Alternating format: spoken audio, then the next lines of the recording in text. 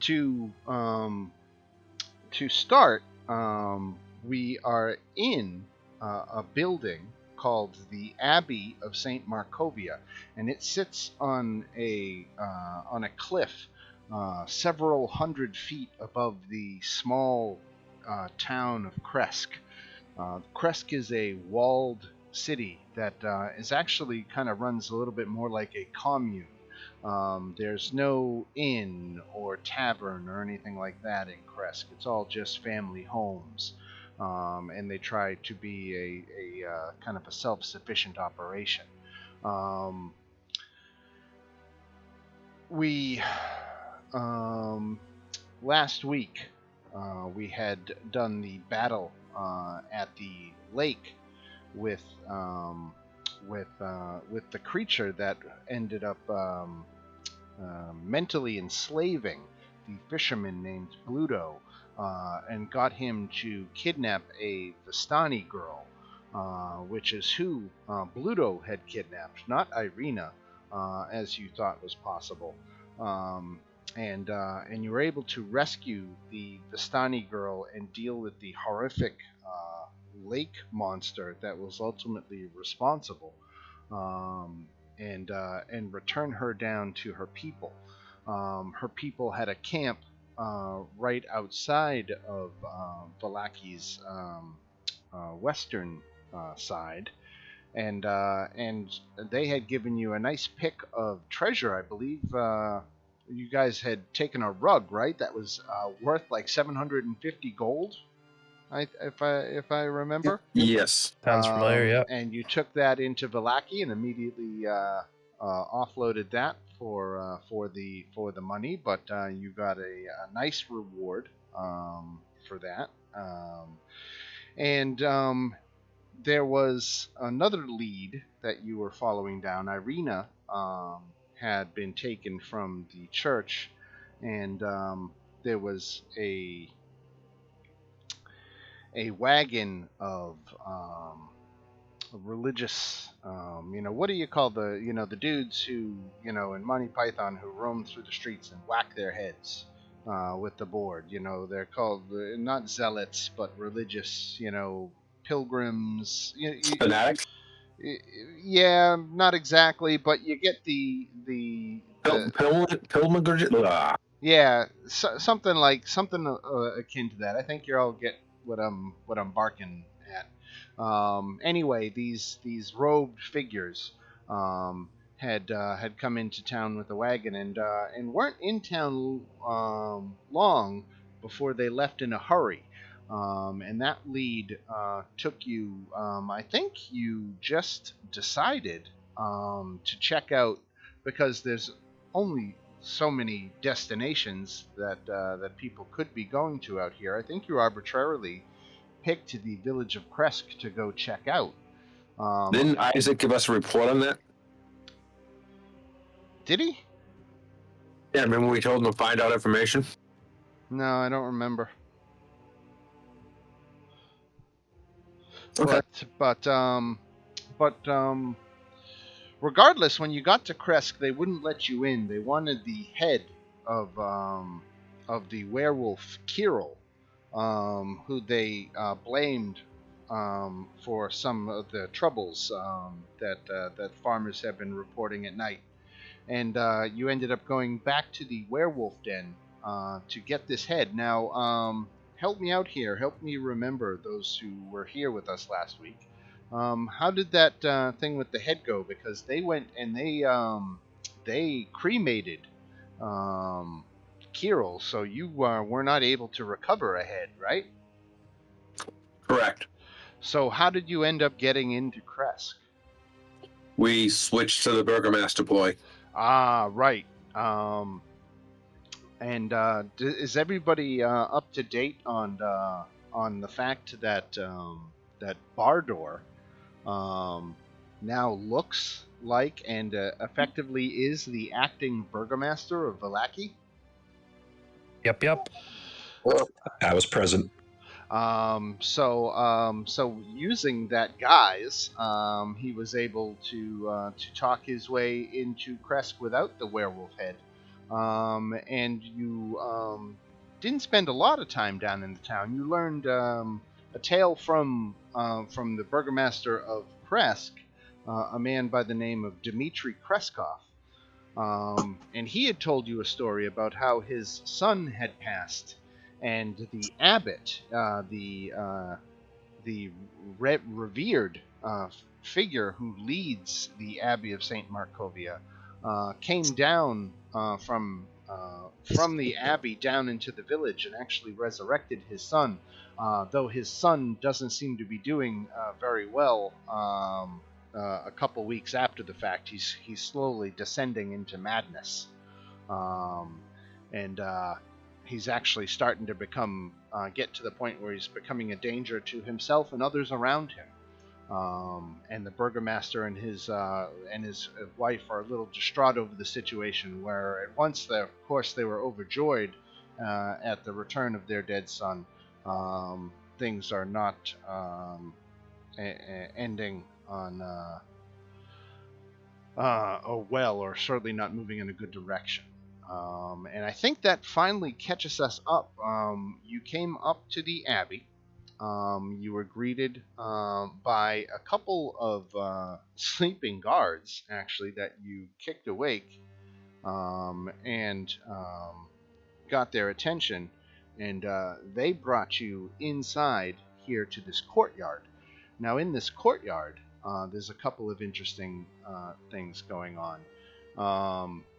There's a well, for starters, right here in the middle, and I think it was Safina got a little too close to the well, and that is when the occupant of the well kind of scurried up and took a swipe at her before disappearing back down into the darkness.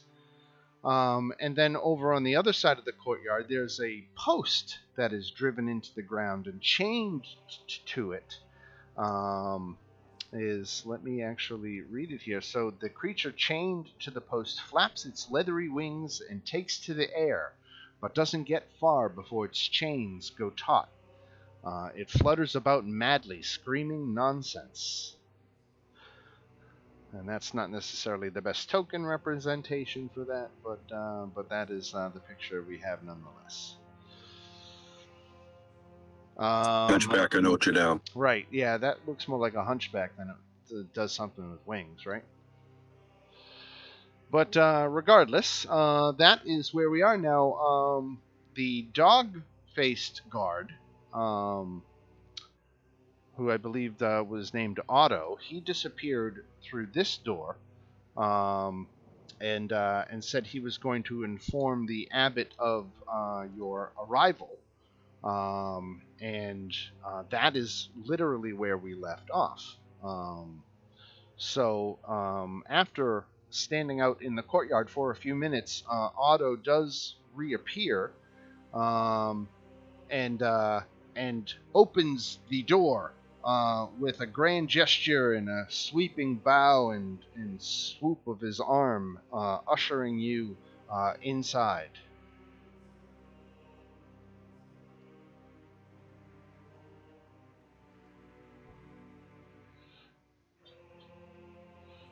In we go. So gentle sounding music trickles down from above, played on a single stringed instrument by some unseen master. The ground floor is one large 50-foot square room with arched leaded glass windows. A cauldron sits in an iron rack above a fire in a hearth, while above the fireplace mantel hangs a golden disc engraved with the symbol of the sun. In one corner, a wooden staircase climbs to an upper level, while another descends into darkness. Several chairs surround a wooden table that stretches nearly the length of the room. Wooden dishware and gold candelabras are neatly arranged on the table, and standing behind which is a young woman with alabaster skin, dressed in a torn and soiled red gown. Her auburn hair is neatly bundled so as not to touch her soft shoulders, and she seems lost in her own thoughts. Next to her is a handsome young man in brown monk's robes, who gently takes the woman by her hand. A painted wooden holy symbol that depicts the sun hangs from a chain around his neck, and he moves with the grace of a saint. Sweeping from around the table come the young man and this woman. And as they approach you, the abbot lets go of the woman's hand and takes another step forward. Welcome, travelers, to the Abbey of St. Markovia. What can we do for you today?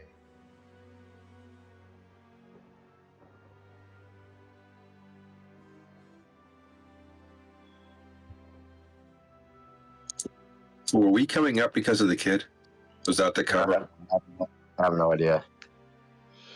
You were coming up here because you were looking for Irina, and the wagon that you had spotted or had described to you was in the courtyard of this building. So did we find that woman that was, or whoever that was captured? The one that we thought was in the boat? No, that's what we're doing here now. Okay, sweet. Yeah, Okay, look I'm for on Irina. board now. Sweet.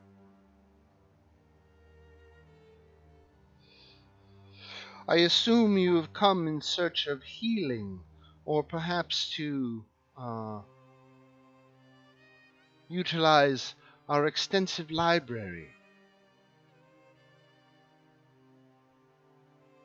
Come in search of a girl.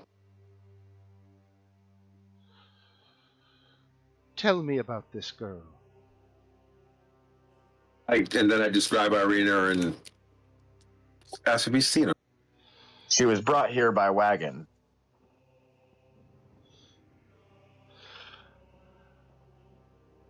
We have not seen this girl that you speak of, unfortunately. What's funny, the wagon that they said she was in is outside.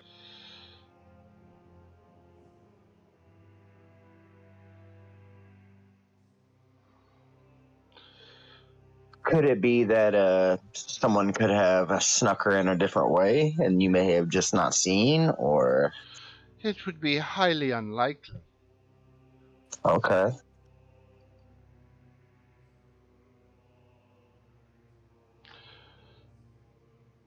Let me ask you about my latest creation.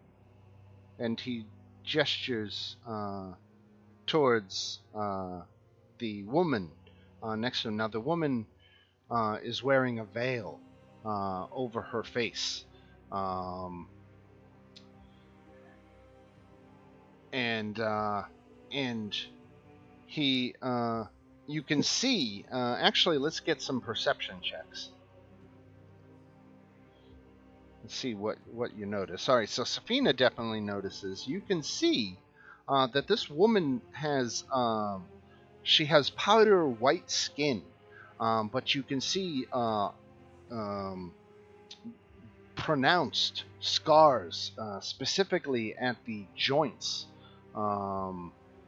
And there's been great care that's been taken to cover up these scars and to minimize their appearance. The abbot goes on to explain that Vasilka, my creation, it will be the savior of all the souls in Barovia. I am building the perfect bride for our Lord Strahd, so that the curse of his existence may finally be lifted. I believe that it is love that will set his heart free, and in turn the people. You are going to put a bomb inside that too, right? He says, my creation is nearly complete, but I have not been able to find the suitable components to finish her. Barovians are such a plain sort, it would seem. And with that, the abbot leans in and pulls back the veil from her face. Here, let me find.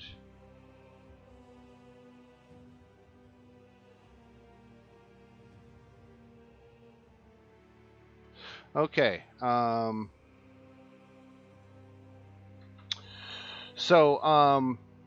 He pulls back the veil and reveals a fleshless face made of muscle and sinew.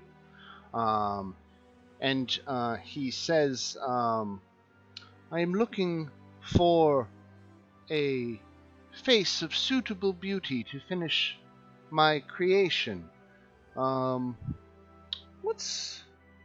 Let me take a quick look at something here.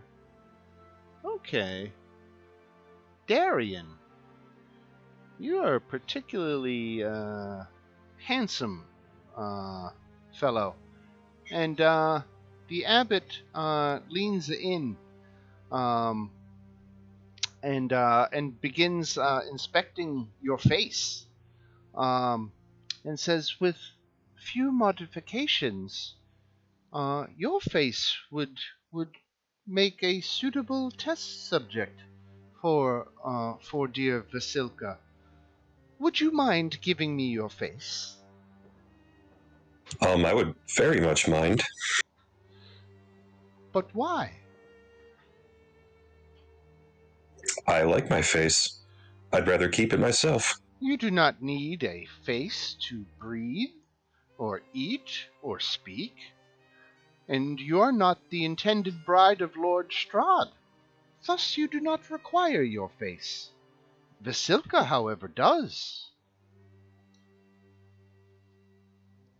Then give her your face. Are you paying for these faces, or are you just asking for free? You are looking. Safina's You are both looking grossed for out a and girl. laughing at the same time. So the abbot says you were looking for a girl. Yes. If this one gives me his face, perhaps I can help you find her.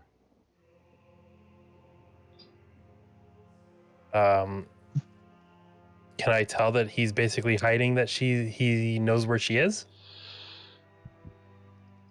Let me see something real quick here. So that would be. Oh, Jesus. Yeah, make an insight check and beat a 25. There you go. Yeah, almost got it. Yeah.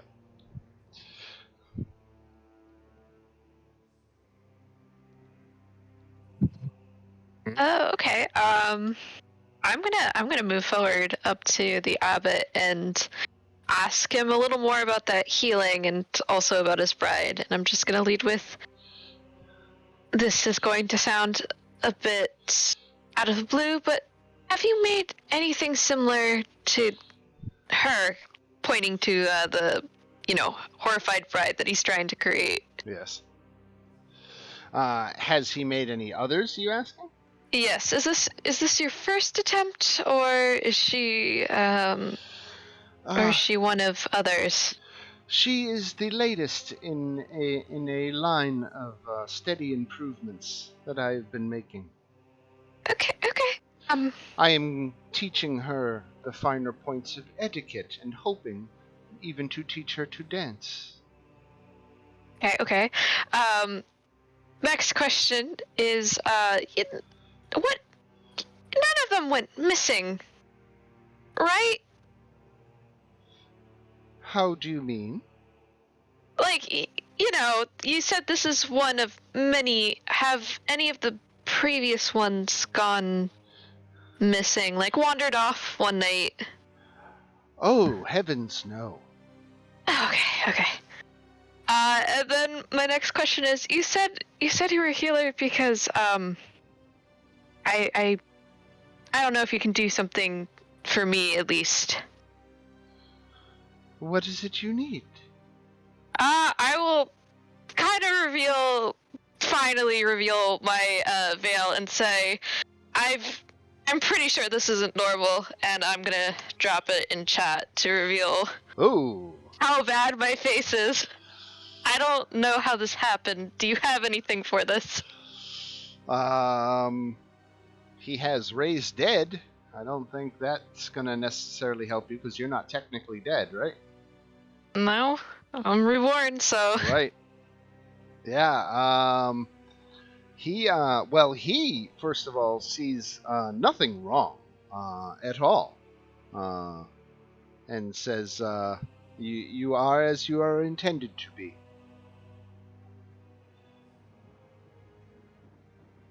Hey, but I'm pretty sure I didn't start out this way, so.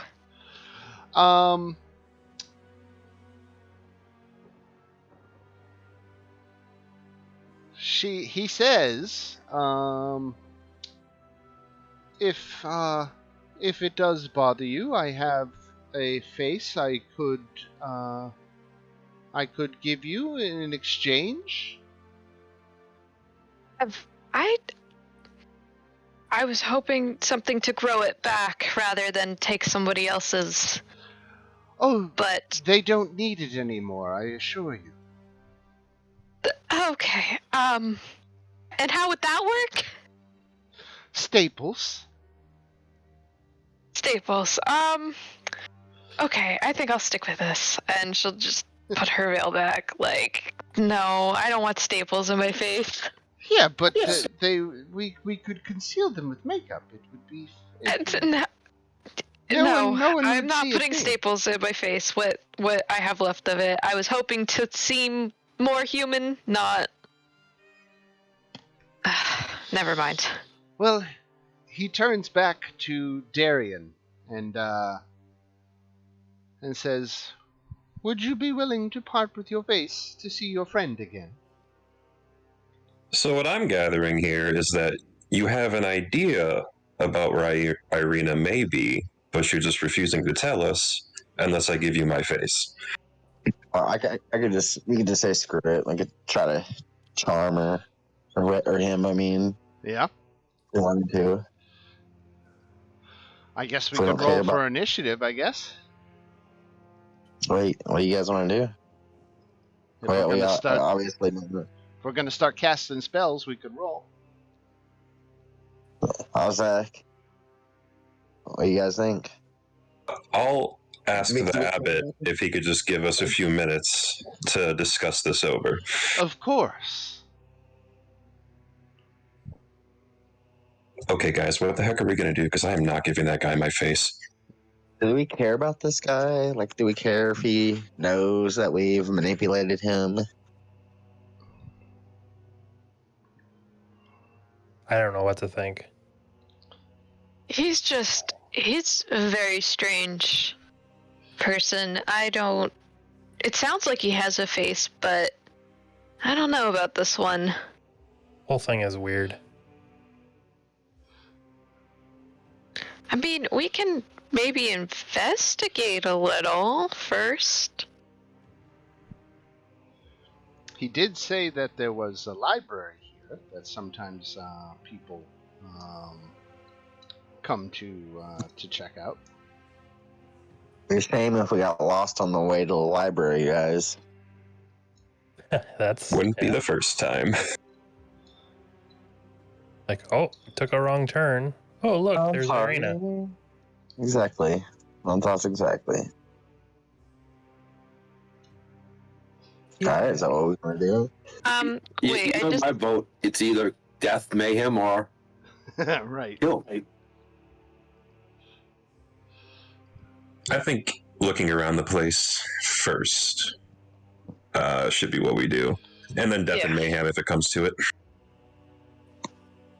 Just I'm be with it. consistent. Death and mayhem on the back burner, ready to pull up front. Yep, and then just crazy idea here. Our druid couldn't potentially wild shape into a dog and try and track down if they smell like Irina's scent or anything, right?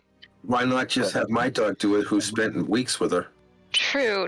I couldn't remember if he survived Yeah, I last read game. I'm gonna be honest. He almost died, but I think Bardor used a revivify on Yes, I did. him.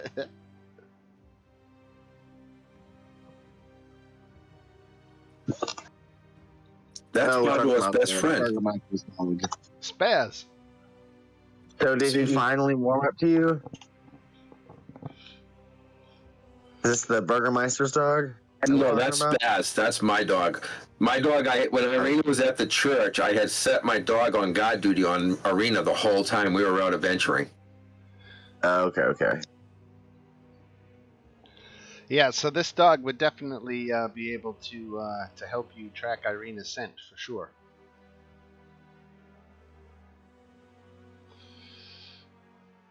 I guess it's so. Do you mind if we use your library then to see if we can find some clues? By all means, information is to be freely shared here, and he says right up these stairs. As a matter of fact, you'll find the library.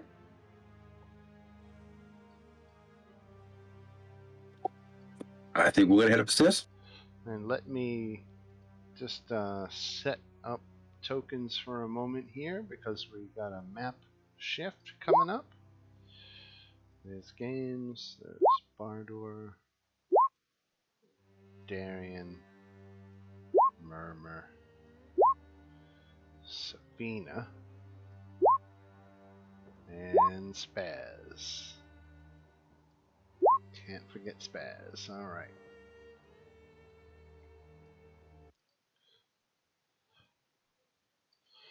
Alright, so you come up the stairs here. Let me find myself here. So this room is packed with shelves of books of all manner and condition. A striking woman sits at a nearby table bent over a dusty tome.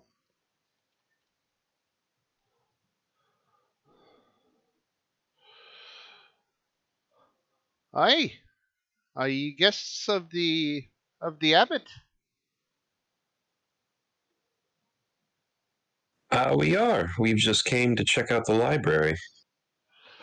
That's Yeah, a bunch of bookworms we are. right. That's what I'm doing. Pull up a chair. What you reading? Um. So it's it's a dusty old tome examining the details of the family trees of Barovian nobility. Very boring stuff, but work stuff. Yeah. I see.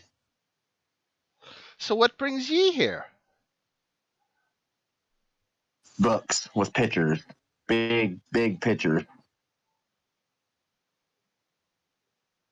We're passing through. We're on a mission with the burgomaster here, and I kind of gesture to Bardor.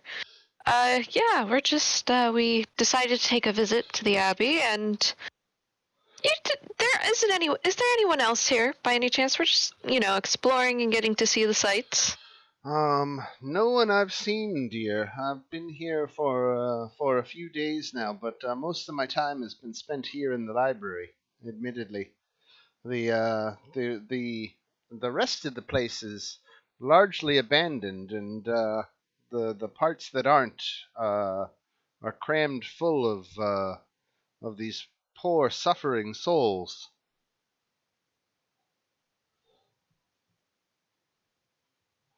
Yeah, I didn't. I got a weird vibe from the guy downstairs. I didn't want to really ask him too many questions. But what's the deal with everyone here? Well, yeah, the abbot is a bit of an odd bird, isn't he? We It's a asked our bit of- friend for his face, so yes, I think that's a nice way of putting it. Here's the thing with the abbot. He's been here for over 100 years and hasn't aged a day. That doesn't sound human to me. Definitely not human. The people suspect he's some kind of angelic being, and I'm inclined to agree with them. Or a lycanthrope. Didn't seem very angelic to me. He Hey, does. He does have what is some of the miraculous secret? healing powers that he has demonstrated, and generally he, while his logic sometimes can be a little twisted, he does seem to at least believe that he is doing good. Now, as far as the other occupants of the abbey, you've seen the guards out front in their deformities. He said, "Well, there's scores of them like that. Many of them locked up in the east wing, on the ground floor. There's even a flesh golem that they have patrolling the halls. I've been warned to steer clear of him as he attacks on sight."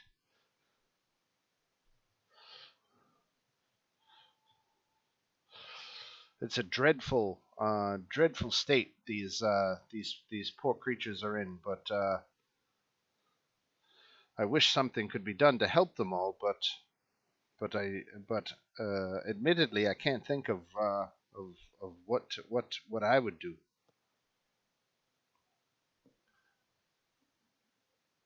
Well,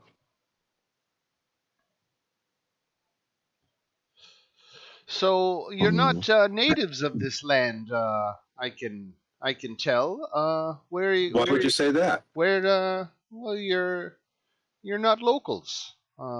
It's plainly enough to tell by looking at you. I'm the burgomaster of Milwaukee. Oh, well, yeah, I guess you are, right. But your traveling My character's companions, name. your traveling Sorry. companions certainly aren't native to Vallaki. And what would the burgomaster be out so far away from his comfortable home, I wonder? My child was murdered. I am going to find who did it. Well, good luck to you then. Have you heard any other things around the areas that could possibly help?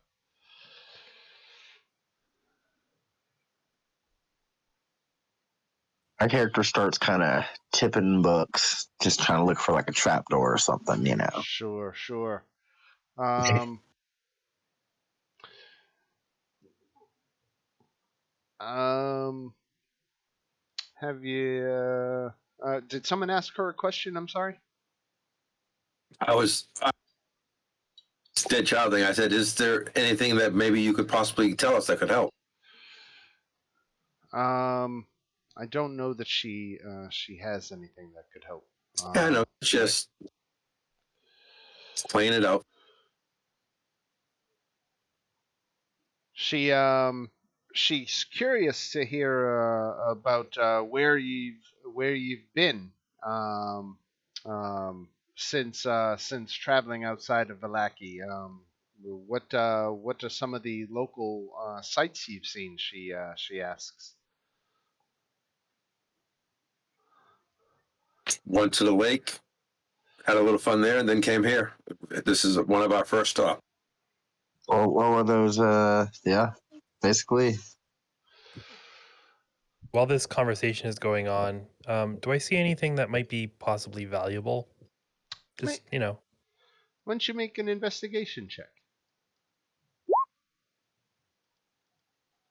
You found a scroll of greater restoration. and stuffing it in my pocket. There you go. And go back and pretend like I had been listening the whole time. Right. I mean, I'm pretty sure we went to a winery also. Yeah, But that was a long time ago. Actually, that's only a few days ago, isn't it? Really, yeah. I keep thinking like months are passing because of our. Right, it's been a week and a half. Yeah. Yeah, D&D, the only game where a 3-hour walk, can take 5 minutes, and a 5-minute combat can take 3 hours. Yeah.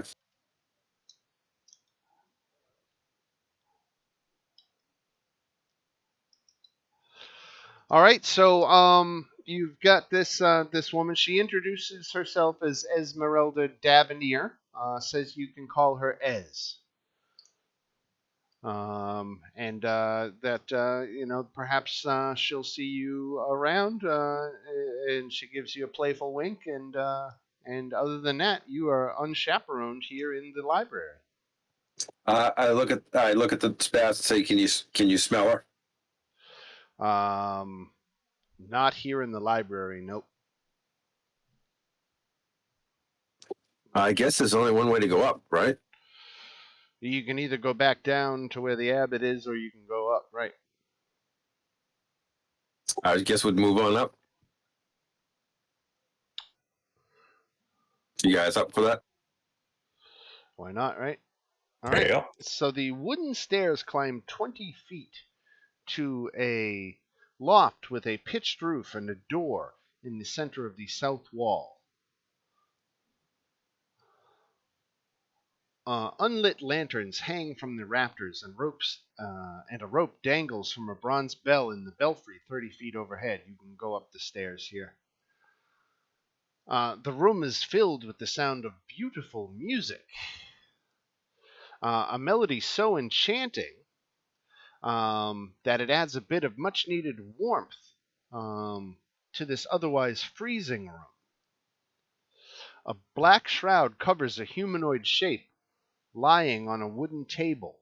The music does nothing to stir it. A cot heaped with furs rests in the northeast corner, surrounded by empty wine bottles. An oil lamp burns atop a table nearby, silhouetting a squat creature that has 2 heads. It sits on the edge of the cot with a viol between its legs. With a crustacean-like appendage, it grasps the neck of the instrument while running a bow gently across its strings with its human hand.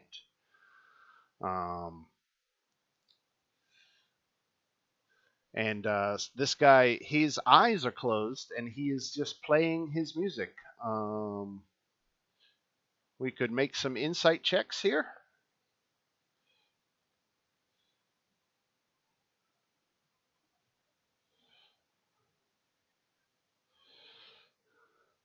I think reading into his body language, you can deduce that he is inebriated. And he is just playing his instrument, eyes closed. He's actually got his back towards you somewhat here in this area of the room. And you can see there are windows all around the room. There's a hearth and fireplace here, or is that just a closed off? Yeah, that might just be a closed off chimney I'm looking at. But regardless, there's a door here in the south part of the room.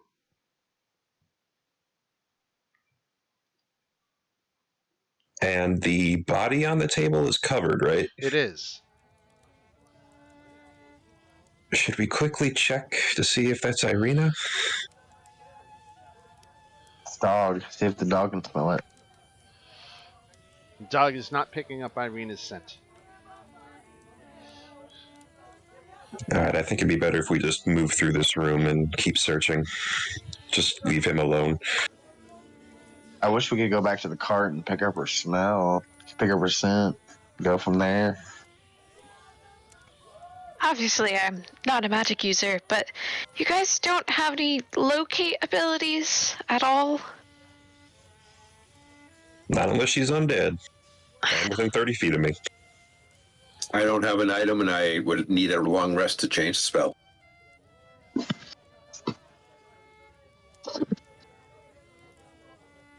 I just steal things. Well, I'll just go up to your dog and just start petting him and telling him, you did a good job, buddy, I'm sorry. Trying to keep his spirits up even though he couldn't save the day for us. Bardor, as you were creeping around, let's just get a stealth check from you. See if you can beat an 8.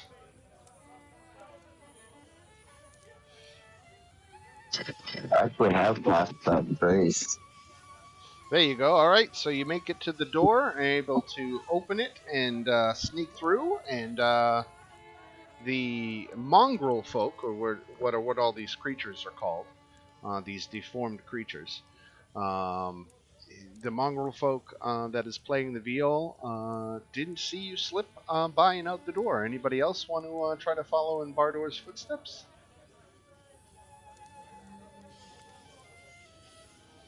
Yeah, we'll see how this goes.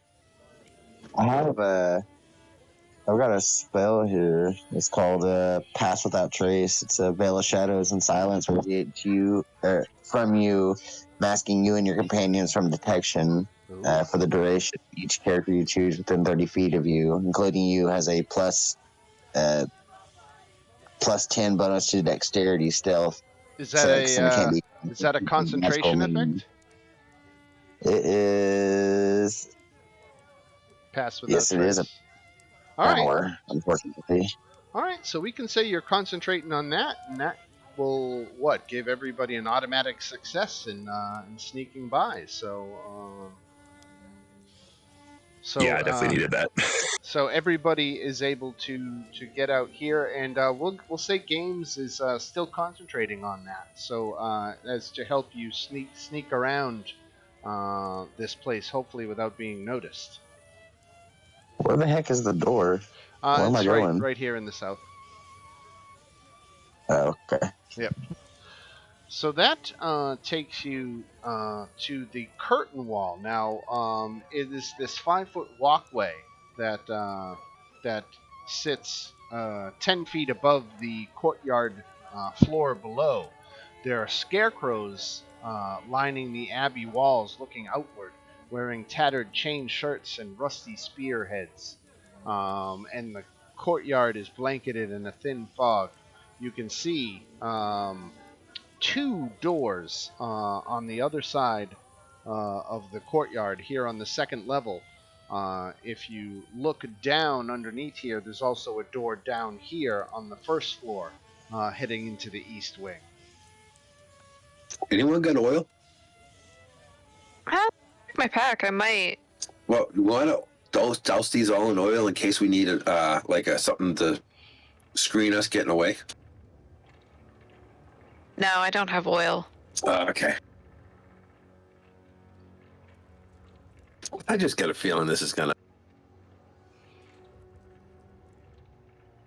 Get loud. Yeah. Which way are we heading? Well, there's only 2 doors, so.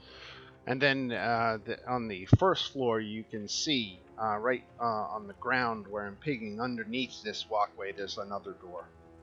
Okay.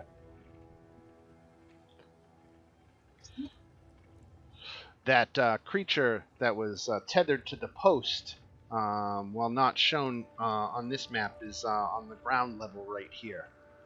Got And the well is right here.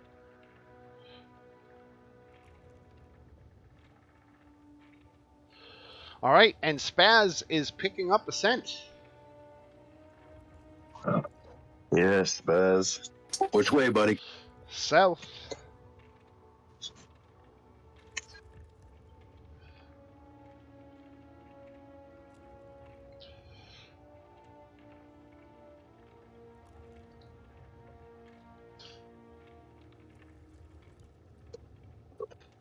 Gathering this door. All right. Bunk beds. Well, I guess I should say that that door is locked, but I already Oh, opened not it. for long. I already opened it, so I guess we'll chalk that up to it being unlocked. Somebody forgot to lock it, and inside you can see a familiar face. There are several beds in this room that are in various states of disintegration, but in the room, chained to the floor, is poor Irina. I'm gonna run in, and I assume there's locks on those chains, There are, yes. and I'm going to pick those locks. All right. We gotta stop meeting like this. All right, you get the locks off. Let's get the hell out of here. I'll give her a quick hug, and then let's get the hell out of here.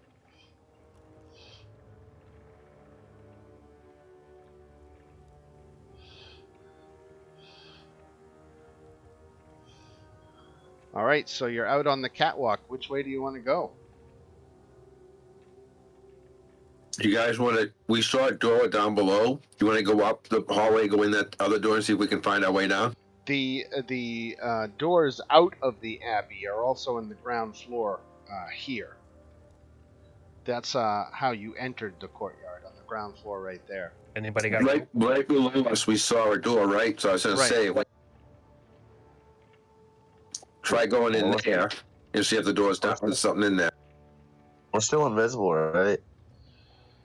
Passing without a trace, right? If we have passed without a trace, I'll go ahead and peek my head in. So there's a wooden counter shaped like an L standing at the front of this spacious office. All the other furniture has rotted away, leaving heaps of moldy wood and faded cloth.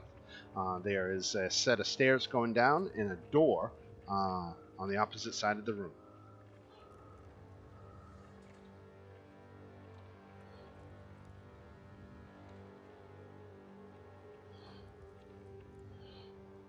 We getting the heck out of here, or are we checking everything else? No, let's get out of here. Yeah, We can drop her off somewhere that she's actually safe, and we'll come back to deal with the abbot. Okay. Getting some werewolf flashbacks. Right. Yeah. So down the stairs, is it? Yep. I was about to say, does someone want to go down the stairs first to make sure, like, we're not gonna bump into someone? Sure. We're invisible too, though.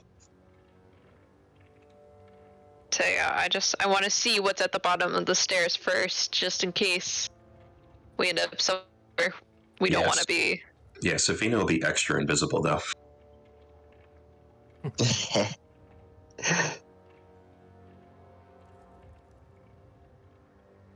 Let me just clean something up here real quick. 1, 2, 3, 4, 5, 6. All right. Doesn't anyone else get concerned when he says, "Let me clean something up," and he starts counting? Every time. That's enemies on the board, I'm sure.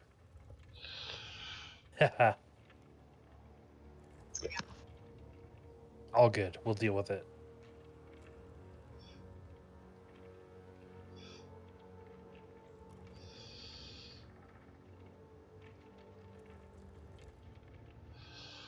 All right. And let's move you down here. And here's where you're coming down. Those are the stairs, where the stairs empty out here.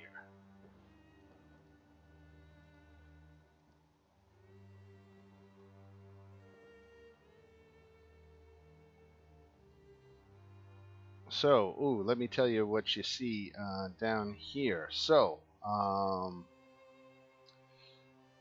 where is this? I keep skipping it. There we go. So this room used to be an office, as evidenced by the remains of a desk and chair, both of which have been smashed to pieces. A hallway to the south leads to a staircase going up, and a dark passage to the east, which is actually north on this map, is full of unnatural whispers, mad laughter, and bestial odors. There is just all manner of raucous noise and hooting and hollering and whooping and just demented laughter, crying, screaming, and furthermore, you can see that there is a flesh golem who is patrolling the hall. Flesh golem. Oof. Ignoring down to the bottom door. Irina, let's go. Okay, so let me see what the flesh golem can see. Does he see you as you dash in front of the opening of the door? Let me see. Check his. Concentrating that, right? So he doesn't have he's got senses dark vision to 60 feet, but it's not dark, is it? Or are you guys? Are we lit in this map? Yeah. Pass without a trace, though, or what? Yeah, read me Pass Without a Trace. It is. Okay, it says. A veil of shadows and silence radiates from you, masking you and your companions from detection. For the duration, each creature you choose within 30 feet of you, including you, has a plus 10 bonus to dexterity stealth checks that can be tracked except by magical means. A creature that receives this bonus leaves behind no tracks or other traces of its passage. All right. So plus 10 to stealth. And this guy rolled a 5, so you guys all able to sneak right by without the dull flesh golem picking up on your presence. We adding that to the list too? What? And I keep moving. Oh, we're like Prison Break, full on. Get her the hell out of here. We can come back and deal with everybody. Especially knowing what he's looking to do with her. It's a lot of people's faces, man. Oh. So the abbot is crossing the courtyard with Otto and Siegfried in tow, actually marching himself toward the door that you are now coming out of. And he immediately sees Irina and says, "You don't understand what you're doing." Maybe, but neither do you. The girl is the key to the salvation of all the souls in Barovia. Not this one.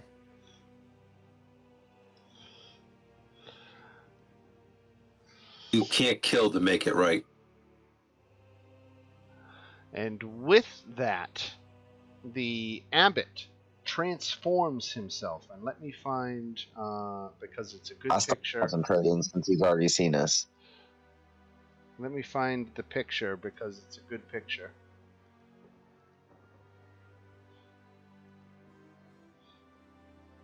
Copy image. Here we go. Ooh, I wonder if I can embed this.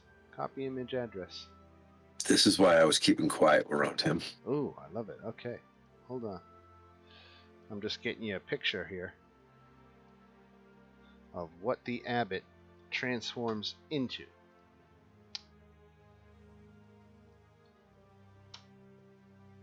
There we go.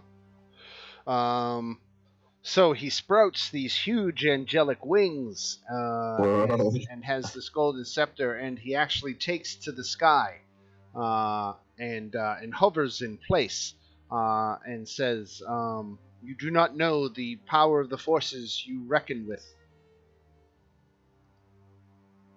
He isn't. Do we want wise ass mode?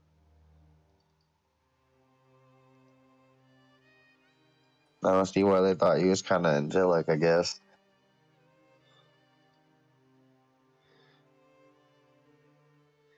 So he's 20 feet up in the air right now. In his angelic form, and says in a booming voice that the girl stays.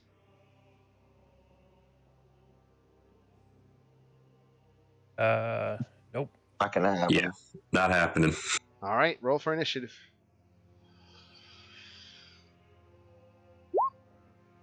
Oops, I didn't mean to roll twice.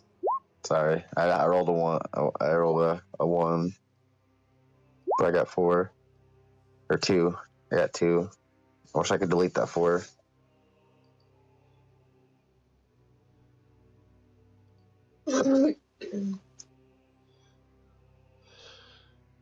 So you got 2, okay? Yep. And that's everybody else. We got 1, 2, 3, 4, 5. All right. Is Irina going to be in the order? Or no? Yeah, we should put her in there. Thank you for that reminder. We definitely should. Should get her in there. And then mine should be a 17 because of my shield. Got it. 17. All right. All right. So Murmur, you get the first action here as the abbot takes to the sky. You are acting first. Okay, just trying to figure out how I'm gonna. I guess I'll step out to here, and if he's in the sky, I have the crossbow, I believe. Yeah, I have the crossbow from Bardor, and I'm gonna take 2 shots at the abbot. Okay. So 21 hits for 0 damage. How did that work? It says I rolled a 1, but for some reason my damage is -1 with the crossbow. Why should that be? I don't know. Hold on, let me. Should be proficient, right? 1d8 -1? Doesn't seem Yeah. right. I don't The understand because it says ranged, I guess, because martial and simple weapons. Maybe that's why. What? Yeah, both damage rolls were 1d8 -1. That's so weird because this is off D&D Beyond. So Okay. Well, what's your dexterity? oh, that's why it's -1. Oh, okay. There you go. It's my worst Now, stat. when you hit, though, I believe it's a rule that the minimum damage you can do is 1 on a hit. So you don't do 0 damage on the hit. You do 1 damage on the hit. And then, of course, the 8 misses. All right. But it kind of makes sense that you have suck dexterity, though, doesn't it? I think it Yeah. does. Yeah. I think it's in fitting. with That was the character. idea behind building the character. Right. All right. So, swooping in, let's see what he's going to do. He's going to start with Murmur. He's going to swoop in. He's going to come over here. Now he's 20 feet up. He's 20 feet up here. But he's going to fly the 20 feet down. He's going to make his melee attacks. He's going to make 2 of them against you here, Murmur. Does an 18 hit? Yes. All right, 26 damage. Oh my god. Uh-oh. And then a 26 hits for 19 more. Oh. Yeah, this guy doesn't play. All right.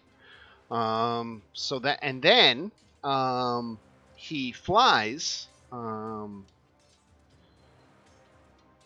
Let's see. He's got 90 feet of fly movement. So he's Dang. fast as fuck.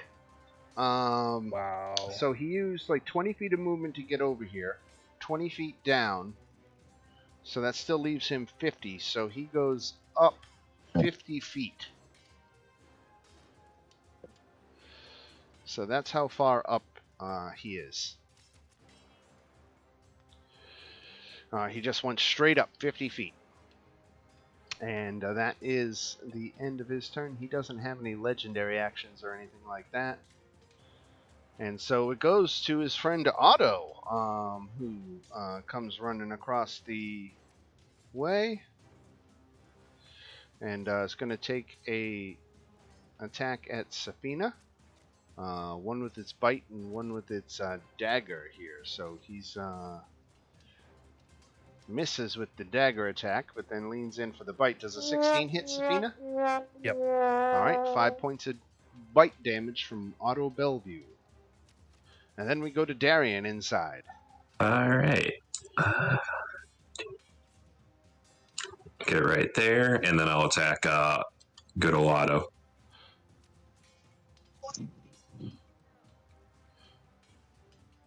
Is a 15 hit? Sure does. That's 12, and then if he's still up, I'll attack again.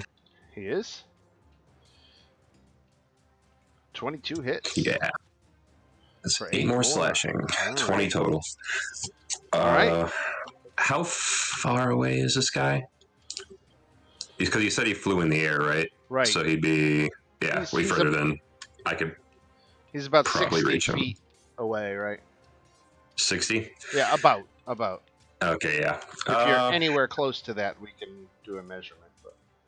Yeah, no, I would need 30 feet, so Okay. That'll be my turn then. I'll just stop right there. All right. Siegfried back here. 2, 3, 4. Coming in and attacking.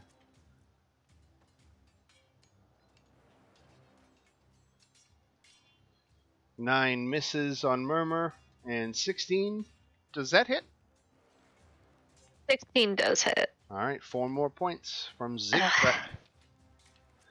And Irina, for that matter, she's armed with a rapier. And Does she have anything ranged? Spells? Nothing? I'd rather her not get up close. I gotcha. She technically is wearing a breastplate and has a rapier, so she's designed Fair enough. a little bit. I mean, not that she's a heavy hitter, But she's like first level. right. So she hits auto. I think that hits auto. Yeah, it does for 2 points of damage. Take it.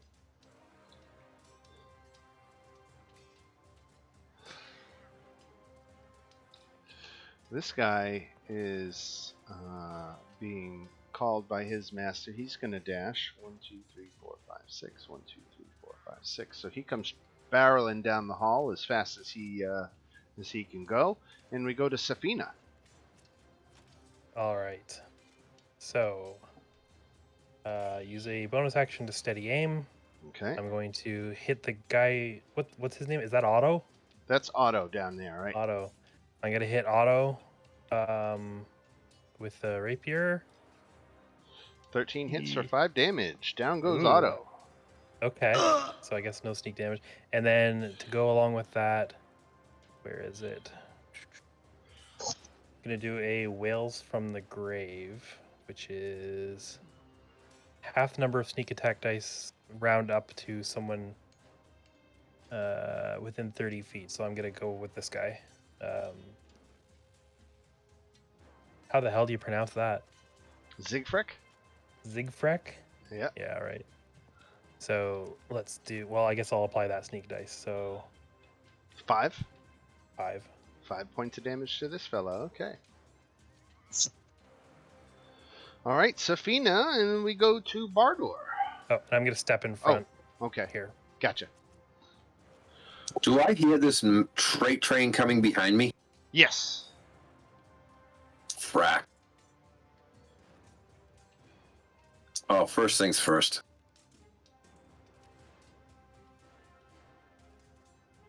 Let's do a heal.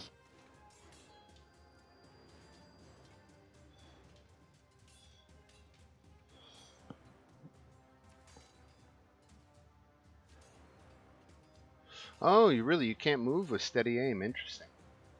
All right, healing word for what's that? For Murmur? Oh yeah, she took a smacking. All right, 11 for Murmur. Thank you. What else we got for Bardor? I'm gonna tell the dog to guard Irina in order to get him out of the way. All right. And then I'm gonna cast a cantrip.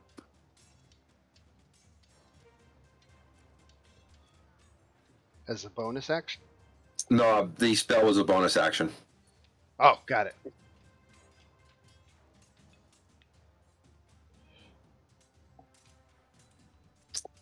And that's at the thing coming behind me. All right, a wisdom save. Wisdom not his strong suit. Good roll, though.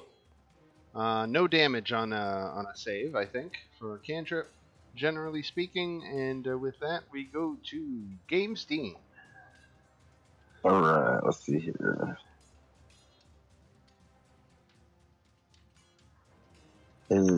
This is okay, so.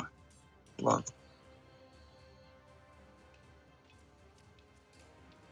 These two at the very bottom, they're the enemies here. I can't. The white one and the one next to it.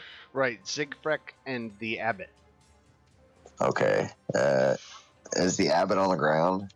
No, he's 50 feet up. Oh. Okay. Don't forget, you got a freight train right behind you. Yeah, I know. I don't want to. I want to walk out, but I don't want to leave it. The flesh golem to these two here. Shoot.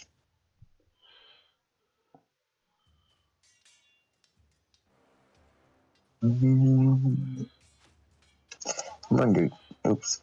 I'm gonna go ahead and. I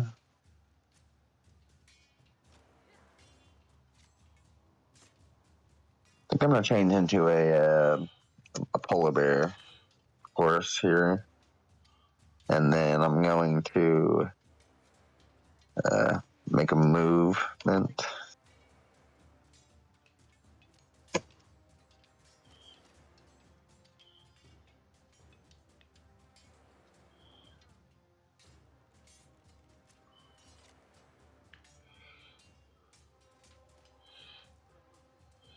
So Games is a polar bear. Come on out here, out the door. I still can't see anything, even though I went out the door. Oh, let me give that the bear doesn't have vision. Let me give him vision. There you go. Ah, there we go. Alright. Oops, let me pull it up. Sorry. I didn't have polar bear pulled up on D&D Beyond.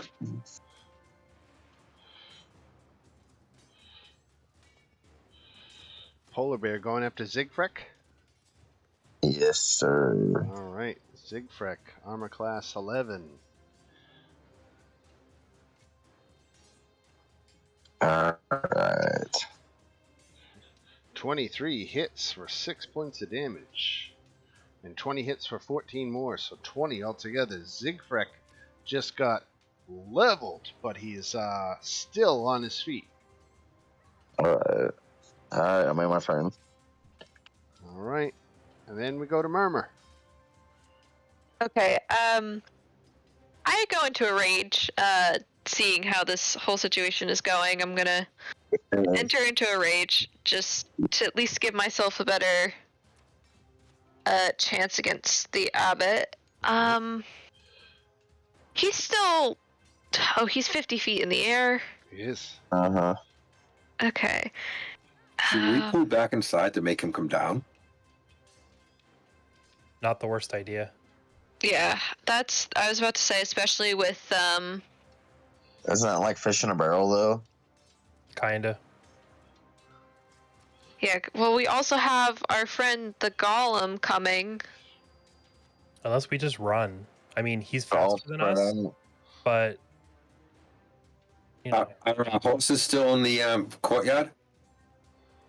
that's true. Yeah, they're at the gatehouse over here. Just looking to see. Okay, that's 10, and now I can get there. Just I don't have a better range weapon, Right. so I guess for right now I'll aim my attack here. Okay. At Zigfrek? I have, yeah, I'm gonna hit him with the short sword that I have, Just missed. and then I'm just gonna try and get another shot. Oh my goodness. Just missed twice. That's so crazy. Well, you know what? I'm prepared for the next round of blows, at least. All right, coming down. Let's see who he's going to attack. I'm going to randomize it. Well, you know what? He's got this big-ass polar bear. Why didn't he come down and attack the polar bear? Always the polar bear. You can take it, though. All right, here it comes.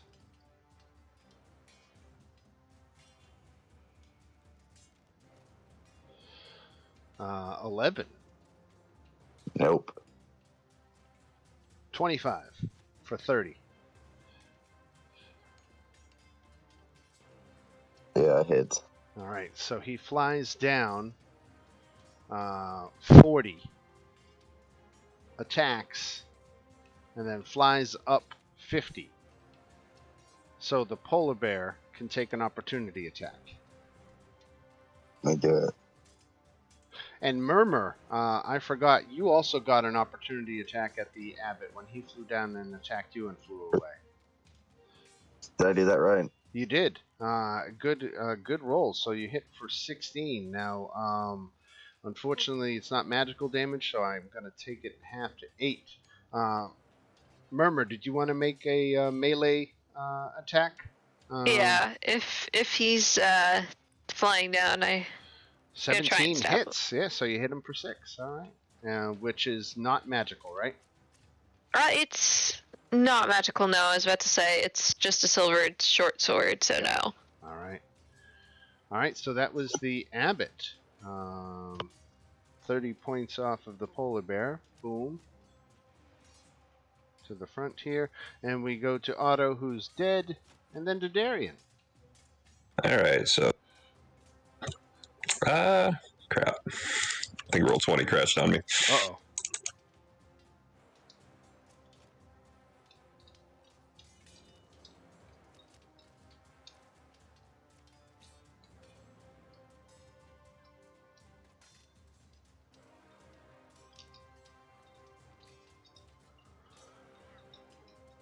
How's that looking?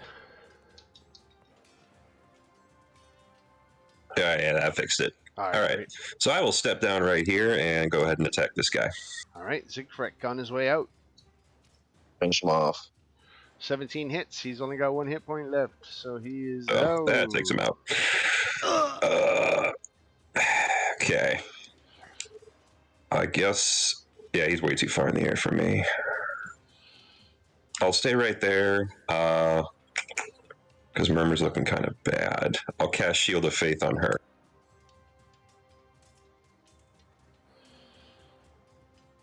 All right, Shield of Faith. Is that a concentration spell? It is. It is. All right, let's mark Darian as concentrating then. And then that'll be my turn. Yeah. Siegfried is out of it. Irina is holding back. And Lyle Alzado coming from the backfield. 2, 3. Coming up on games. All right. Gains the bear. Oh, you're yeah, right. yeah, Yeah, I'm you're right. gonna Games move it. isn't back there, right? Let me move games up here. So this would come up. Thank He'd you. come up on Bardor then. And let's do 1, 2 is Spaz, 3, 4 is Bardor. Going at Spaz. 25 hits for 13 damage. You keep taking out spaz on me. Damn it. Then now that does not instantly kill him, does it? No, he only has 5 points. He would have to go to -5 to be dead, right? 5 minus 13 is -8, so I think that kills him. Yep, here we go again. Yep. He's just so fragile. But that's just the first attack, and the second attack goes at Bardor. 15 misses. Yep. All right, Safina. KK.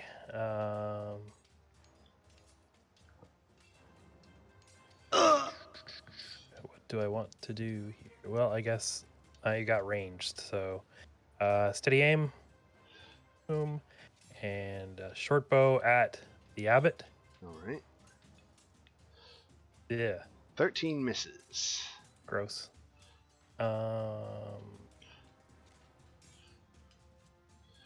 And I'm going to use my cunning action to use to add another bonus action. I think that's how that works.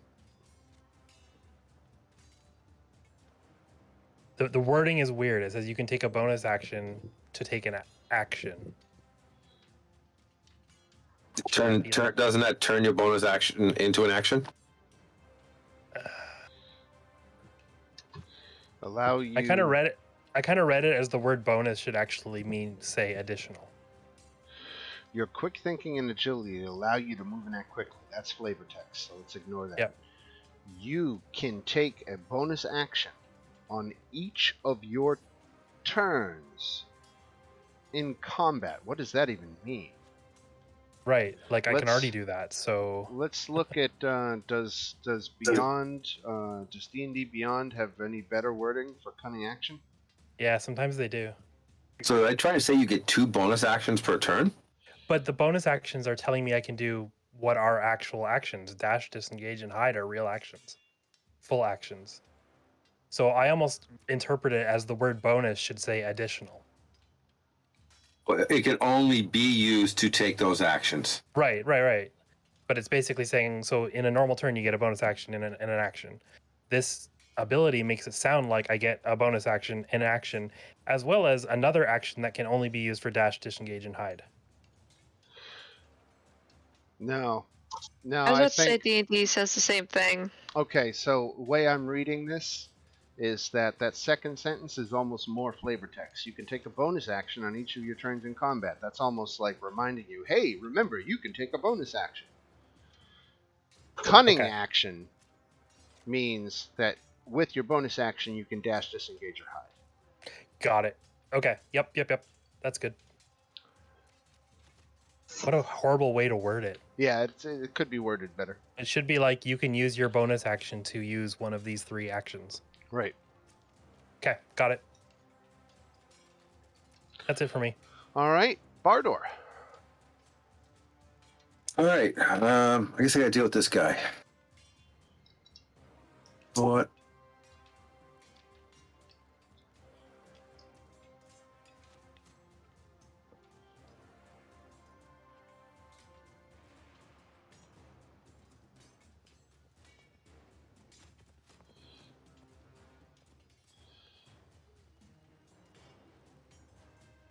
That's my action. All right, wisdom save for the flesh golem. I just put up the blender. Oh, got it. So that's on his turn. All right. Da blender. All right. So So I was trying to post the text and I rolled it again. that's okay. Concentrating on that, and then we go to games.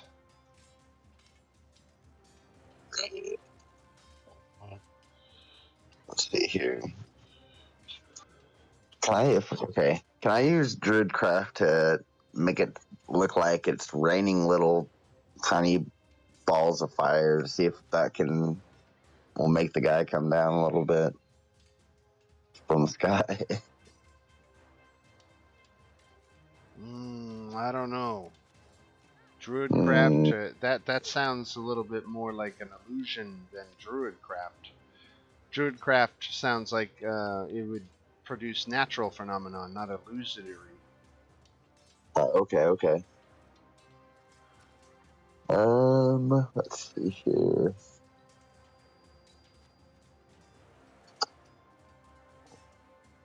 Oh my god. He's still 50 feet in the air, right? He is. Okay.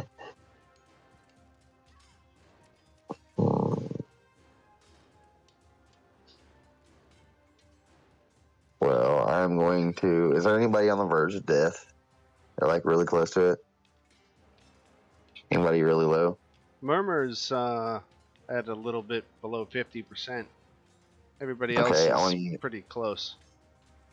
Okay, since I'm just a polar bear, I'll still have full health when I lose this, so I'll use Healing Word, which is a 1d4 plus my spellcasting modifier, which is 5.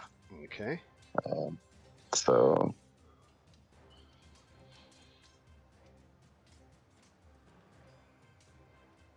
Seven. All right, thank you. No problem. And let's see here. I don't think there's really a whole lot more I can do. That's what I have.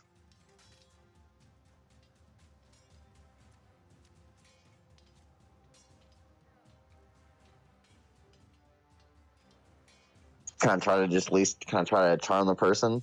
Can I try to charm him? That's really all I can do. See if he,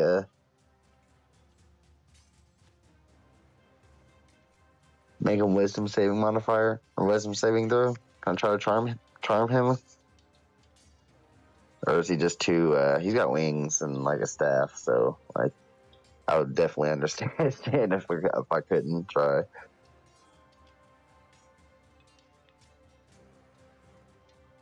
Well, he said he was a healer too, so I wouldn't be surprised if, like, he was a cleric or something. I guess I'm gonna just go ahead and end my turn then, because there's nothing else I can do with what I got. Right. It's kind of, and this is why the abbot flies, because it's a huge tactical advantage. His speed is a huge, and his ability to fly are huge advantages, and he's using them to the fullest of his ability. Sure, you guys don't want to move inside?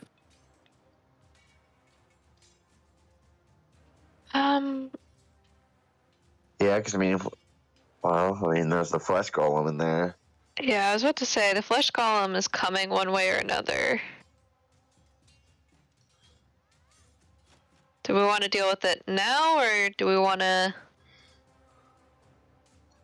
keep dealing with the abbot? It seems like he's just picking us off out there.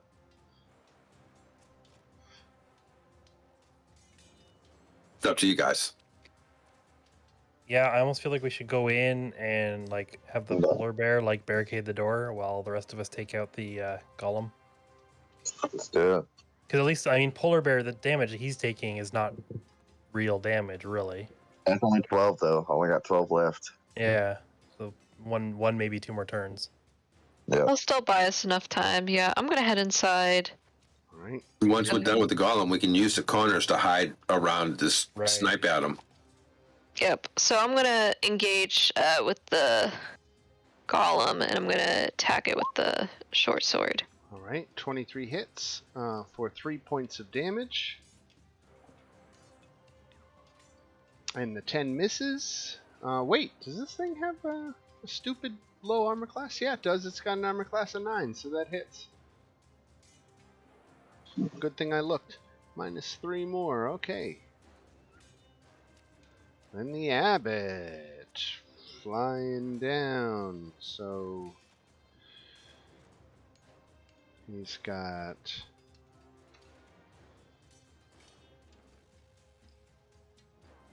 He's got 85 feet left.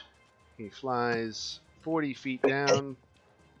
He's got 45 left. He attacks the polar bear. Oh, sorry guys. There's gonna be no barricade. 19 hits for 20. Oh, he's out. Wow. Dead. Wow. And the splash damage, which is 8 points, carries over to you. Yep. So much for that idea. Well, I still can do it. I can still turn it into a polar bear when I start. Yeah, So, there you go. yeah. Well, I'm gonna look at and see if a black bear is more. Which bear is the best? Yeah, So whatever's got which bear is best. He's got 45 movement, so he's going to do 5 forward, 5 down. So now he's got 35 feet of movement left. And he's going to attack Games again, but this time Games in his changeling form, or what do you usually look like? A human, right? Yeah. I'm a changeling that just kind of Right. adopted a human form I liked. All right. So you got hit for 29 damage. I think that means I'm dead. Or down. I have 23. Yeah, just down. Okay. All right. And then the abbot has 35 feet of movement left, so he's going to go 35 feet straight up.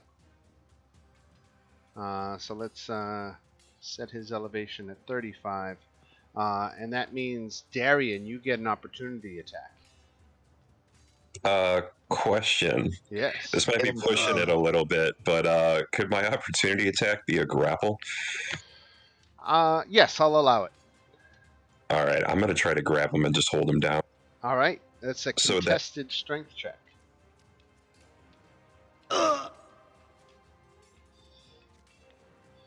Ah, crap. So the abbot is able to wrestle away and fly up. All right, Darian. All right. I will walk over here. You're Use concentrating my- on Shield of Faith for Murmur, right? That is true. Okay. I will use... How much lay on hands I got? I will use... All right, I'll give him 10 points of healing to games. Okay. My lay on hands, and then... Okay. I should be able to run in right here, stand over Bardor's dead dog, and square up to the flesh golem, I guess.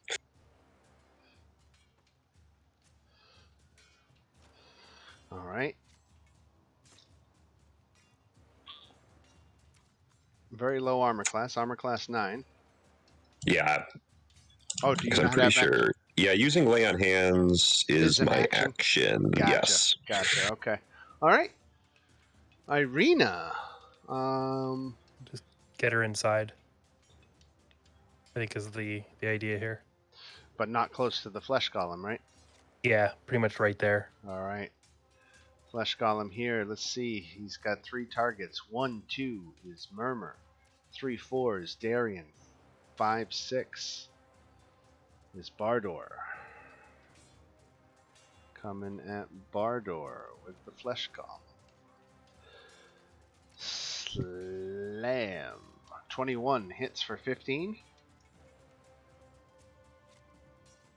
On Bardor, does the 21 hit? Yep. All right. And 11 misses. Safina. All right. Okay. I'm gonna back in, and that kills the steady aim, unfortunately, but that's okay. And I'm gonna take a short bow shot at. Actually, one. So it's 1, 2, 3, 4, 5, 6. 6. Yep. So then at least I get the flanking, and Yep. then I'll go with the rapier instead.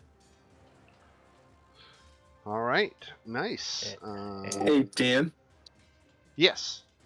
The diva flew into a spiritual guardian. Oh, right.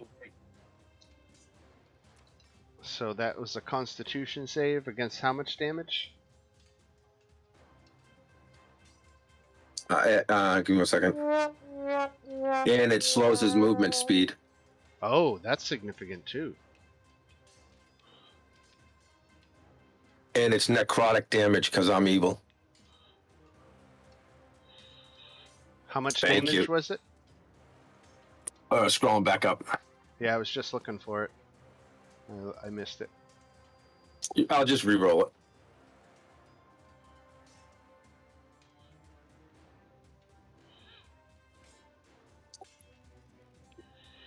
$19. Nice. You improved whatever it was. 19 necrotic damage. Let me check him with necrotic and stuff like that. Yeah, alright. It doesn't do extra damage, but it does 19.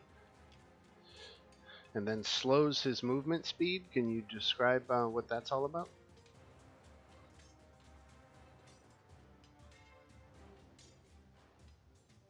It's halved. All right. Well, that's significant. So, I'm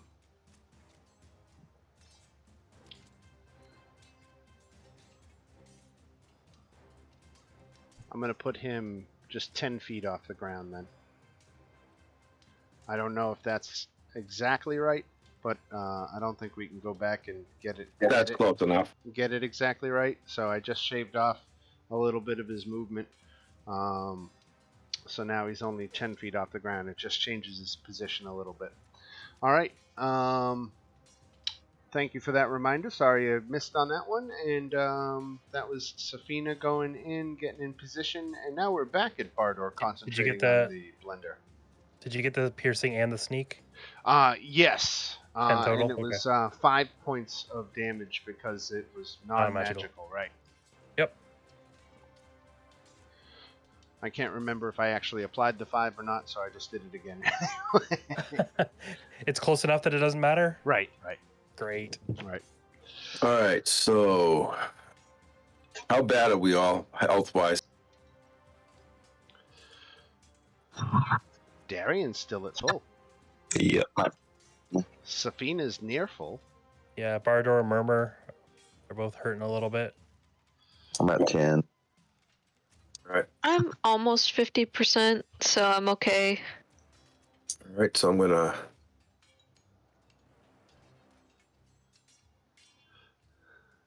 do that at the golem in front of me. All right. I'm gonna bonus action. I got lucky on the roll. To gains. 10 more for gains. All right. Goodness, yeah.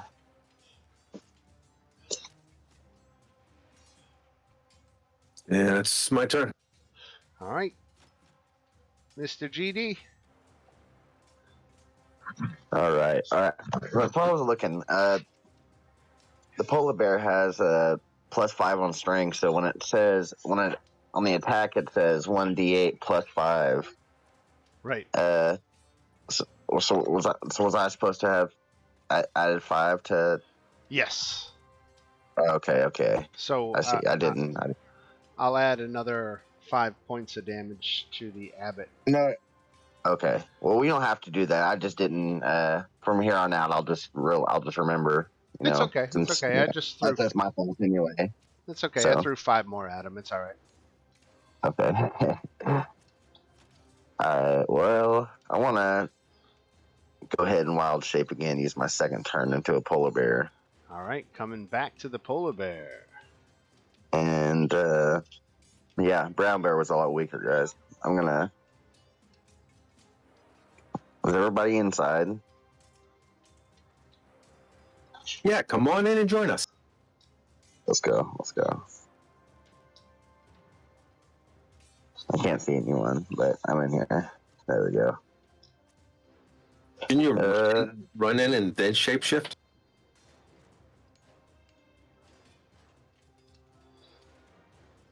Mm-hmm. Can I cast like fairy fire right in front of the door area?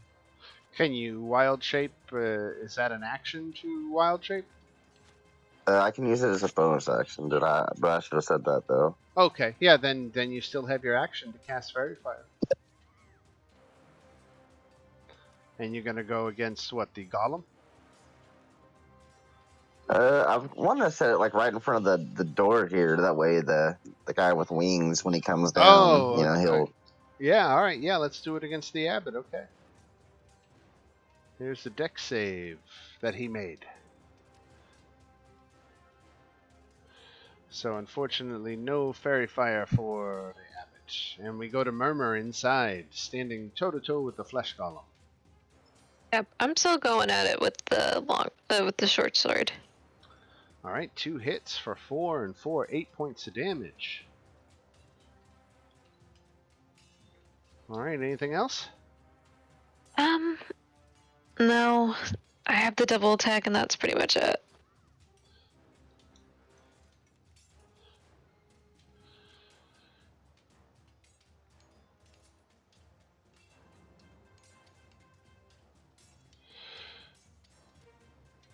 The abbot is going to come in. He's going to fly. Now, he's got his movement speed in half, right, Bardor? Yes. Oh, and he takes at the beginning of his turn, he gets hit again. Yeah, I don't know that games, the polar bear, you could squeeze in there with everybody else. I think you got. That's okay. That's a tiny door. Yeah. That's Right. what I was saying. You should run in before you shapeshift. Run all the way in and then shapeshift. You hear that? I think I had already shapeshift before you had said that though. But it's okay. We can retcon that. We can say that you got into the door before you shapeshifted, so we can put you right here. Awesome, thank you. All right, Thank you got it. All right, so the abbot is got his movement speed in half, so he's only got 45. So there's 5, 10. He's going to try to grapple Irina. Yeah, but he has to save again against the damage, Dan. Right. We left Irina right at the door. He failed that, so that's 19 points of damage. Yep. He only got a 6 on his strength. Let's see what Irina gets. Irina got an 18. Girl. So Irina, yeah. He tugs on her, but she holds fast to the wall and refuses to let go. And eventually Abbott lets go, and he flies up. What is it? I said 5, 10, 15. So that means he's got 30 left. He flies 30 feet straight up. That gets him out of the radius of the thing. Yep. And he is 30 feet up outside the door. Darian. All right. I'm just going to swing at this flesh golem.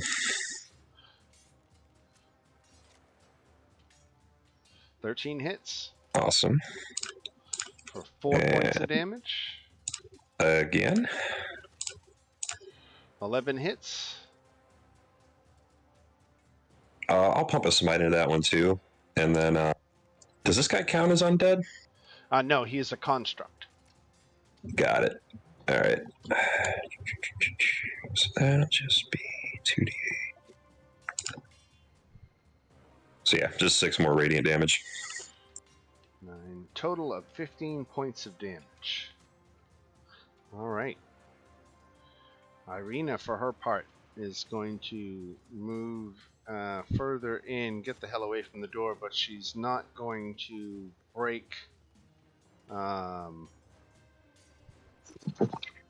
Or do you think does she take an opportunity attack from this thing? I don't think so. Did she take a disengage action and just keep walking? I guess she could, couldn't she? All right, let's do it. That's the way to go. Right, let's do it. Irina disengages, gets in. Flesh Golem. Let's see. Who's he gonna attack? Coming at Murmur. It's got to save too. Yes. Constitution. 11. So that's a fail. So I think so. 19 radiant damage. Necrotic. Necrotic. You turned me evil, so you changed it. Got it. Oh wait, I didn't turn you shit. You all did that to yourself. All right, so there is the damage to him, the 11. That does not hit.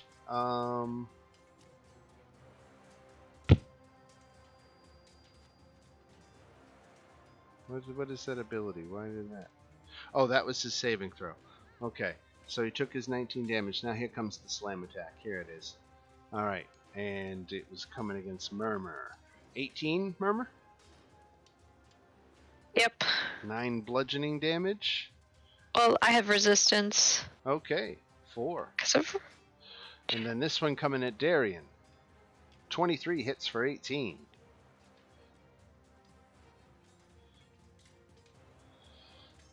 And shield of face still up. Very good. All right. Safina. All right. I will steady aim and flanking rapier. That's good. 2 points plus 4 more, so 6. Is Flesh Golem resistant to non-magical? I thought it was just the abbot. It is, oh. Wait. The Flesh Golem, oh shit. Oh, I've been doing this all wrong. Fuck, I forgot. Flesh Golem is immune to non-magical attacks. Oh, I shouldn't have said a word then. Not half damage. He shouldn't have been taking any damage. And You joking? I always forget that with flesh golems. Shit. All right. Well, there's nothing I can do about it now other than to keep it straight going forward. So this rapier attack. Well, it hardly pers- matters. We can't do anything to him from now on anyway. That's not true. I get that necrotic every round. All right, Bardor, All right. what do you got? Oh, yeah, go ahead. All right, but also, Oh, is there anything else you wanted to do, Safina? I'm sorry. Oh, I was gonna take the whole round back and fire at the abbot instead, but Sure. Yeah. I didn't- No. Yeah. but I didn't know that he's immune, so whatever. I'll do Yeah. it next turn. no, Yeah. wouldn't we? Doesn't matter. I'd say you'd think we'd know this by now since from our Thursday game, but I Yeah. know, right? Because that was the Yeah. whole problem with Sure. Sloth, Yeah. was that it was immune. I'm kicking myself. All right, I'm gonna. There are so few creatures that are just flat out immune to non-magical damage. I'm gonna toll the dead on At him. least at lower levels. Toll the dead on. All right. So And there then we I'm go. gonna There's bonus 9 it. necrotic. Okay. And then I'm gonna bonus action the hammer. Spiritual. Yep.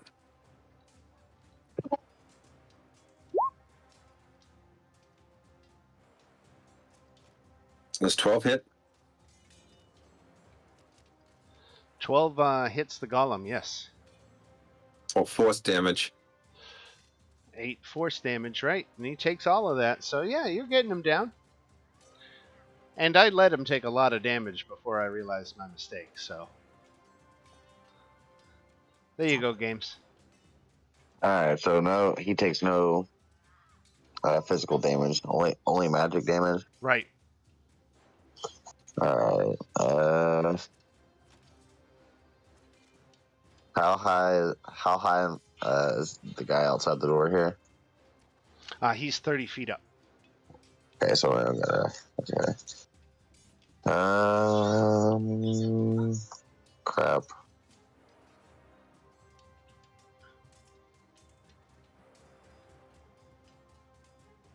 Let's see here. I have no magic attacks.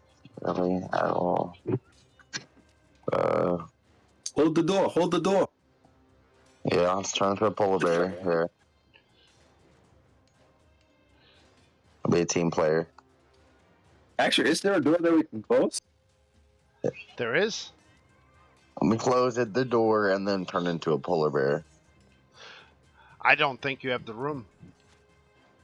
Yo, darn. Right. Yeah, polar bears are pretty big. Yeah, there's not enough room for you to stand there, right? If I was to turn into a brown bear, I would get killed in an instant. I mean, turn into anything that has hit points. Yeah, I'll just turn into a brown bear, I guess. Might as well. Well, Is that a large creature too, though? like a little circus-sized bear, Hold on. It probably is, though. Or let's see here. Yeah, brown bear is large. Yeah, it's large. It is, yeah. Black bear. Oh. Black bear is medium. Is it? Yep. Let's see here. Oh, okay, yeah. I'll go ahead. Let me go ahead and try to heal the rest of my hit points first, so I don't mess up like last time. I want to use a healing word first level. So +5. So 9. And then I'm just gonna end my turn.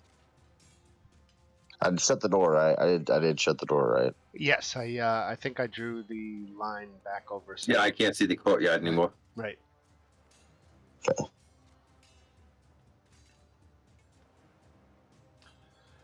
All right, and if that's it for games, we come around to Murmur. okay. I don't have any magical options really, so I'm kind of screwed. And Grapple then. Right? yeah, I guess I can't do anything but just try and grapple a golem. Well, he only got a 10. Okay, just gotta make a flat strength. There you go. All right, you've got him grappled. His speed is reduced to 0. Alright, and I'll just shout to everyone, magic is the only thing that works. Get your hits in now.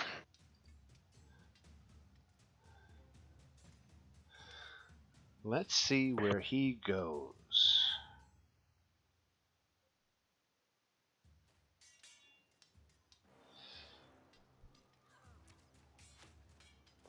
Five, 10,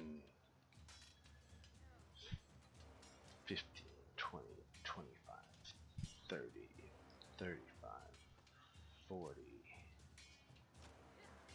Now the 40 to get down. He's got 10 left.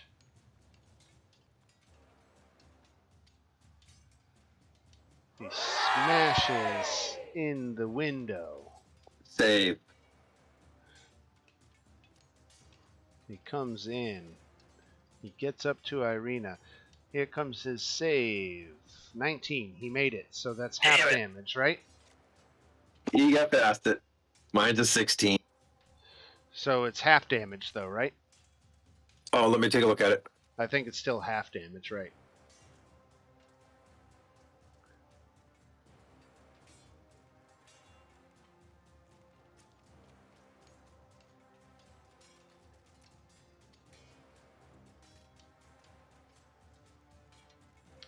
On a successful save, half as much damage. So 9 points of damage. All right.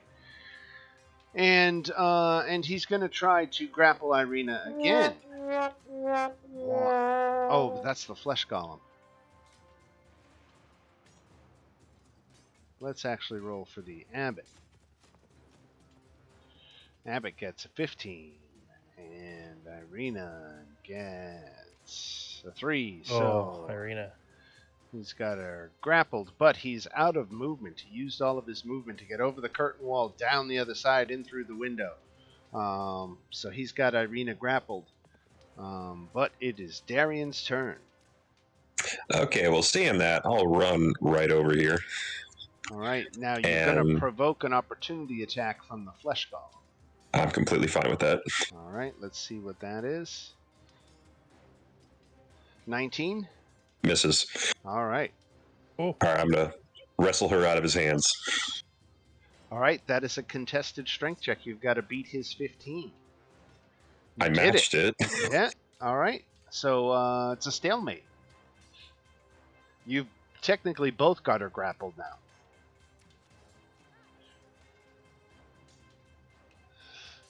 Okay, so we'll just stay like this until something happens then, right? Right? Irina got your filthy mitts all over her. She is going to try to stab the damn abbot. And unfortunately, she misses. And we go to our friend here, who's going to attack Safina. Save. Thank you. 11 failed. 19. That's 19. Necrotic. Down he goes. Safina. Hell yes. Hell yes. I'm gonna go. Nah, I'm not gonna do that.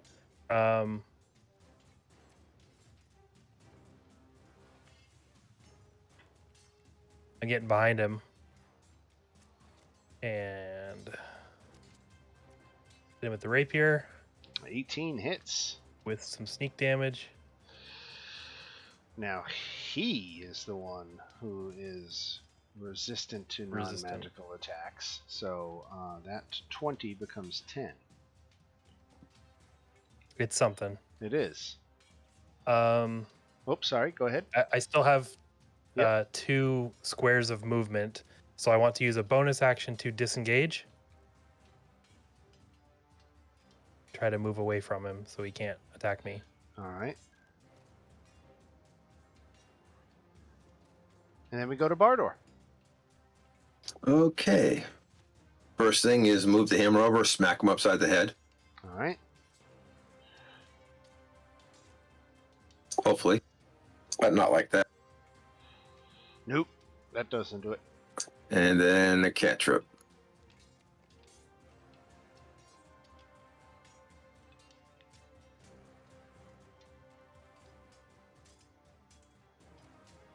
Wisdom save. 11. 7 necrotic damage. Yep. All right, games.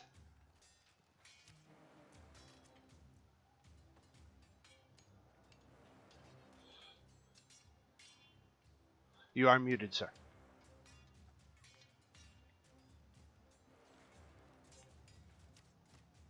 And I move 1 square forward just to be safe. Gotcha. Games with us.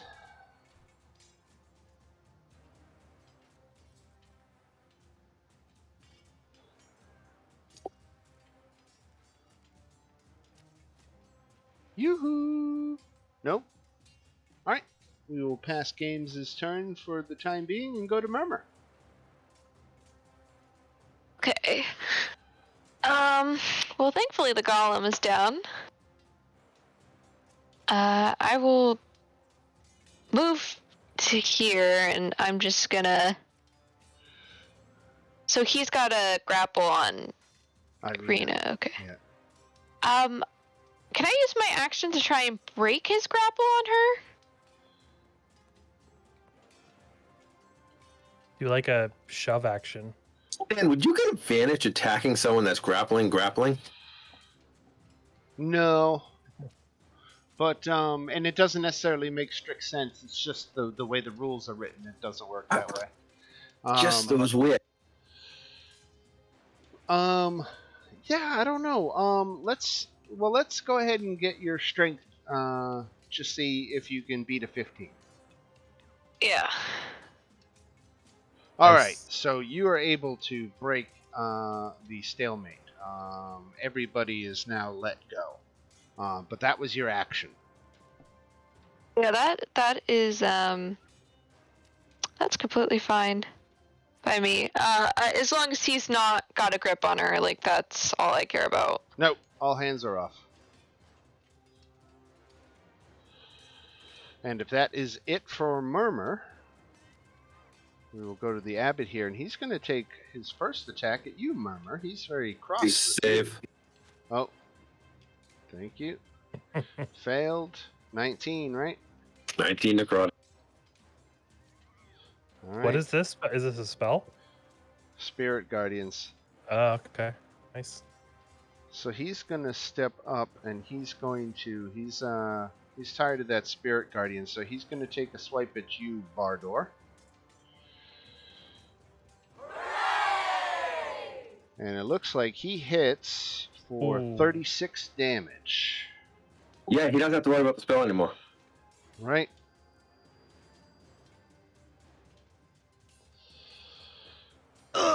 Alright, so the concentration is off.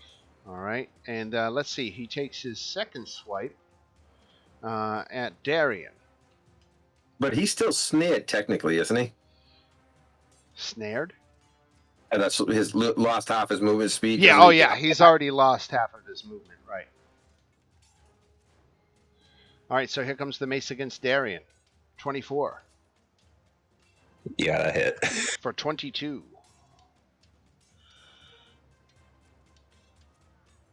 Hey, shields up at least. Alright. Then we go to you, Darian. Okay, crap. I will, cause screw it. I'll go ahead and give Bardor 10 points of healing. Alright. Thank you. That's my action. Bonus action, still concentrating, so I will just stay right here and hopefully not take another hit. Alright, Irina, for her part, is going to rapier. My kid was Oh, my kid was I've got something. I had some problems. It is my reaction to allow her to re-roll the one. All right. 7. Yeah. All right, Are flesh you golem is down. Sabina. All right. We'll steady aim. Rapier. 10 piercing plus 11. All right, so 21 becomes 10 damage. 10. All It's right. something. And Bardor, prone. Uses half his movement to stand. Yeah, that's okay. What am I gonna do? First thing I'm gonna do is I don't think anyone else is lower than me right at the moment. Well, I am now. What are you at? 4. Okay, now you're at Heal him and I'll heal 17. you. My turn. Awesome. You have anything left for bonus action?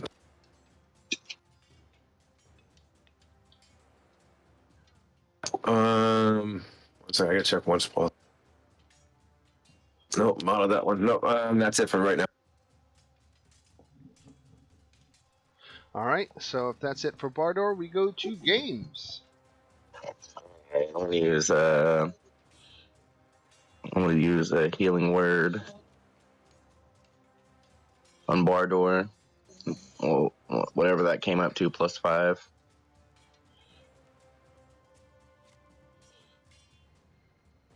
Thank you.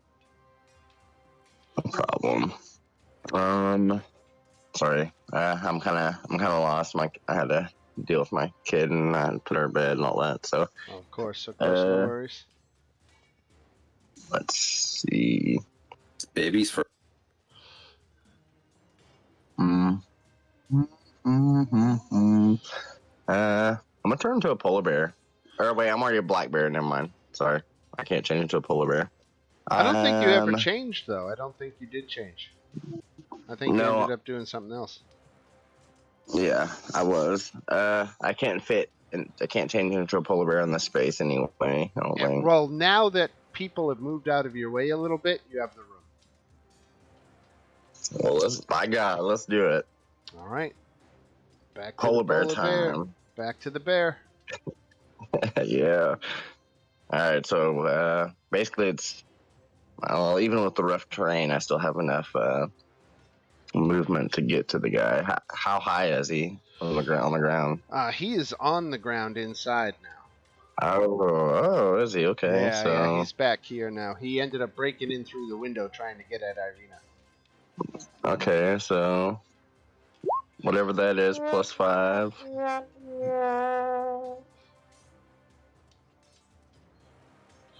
All right. Then whatever that is, +5. All right, so 7 points of damage.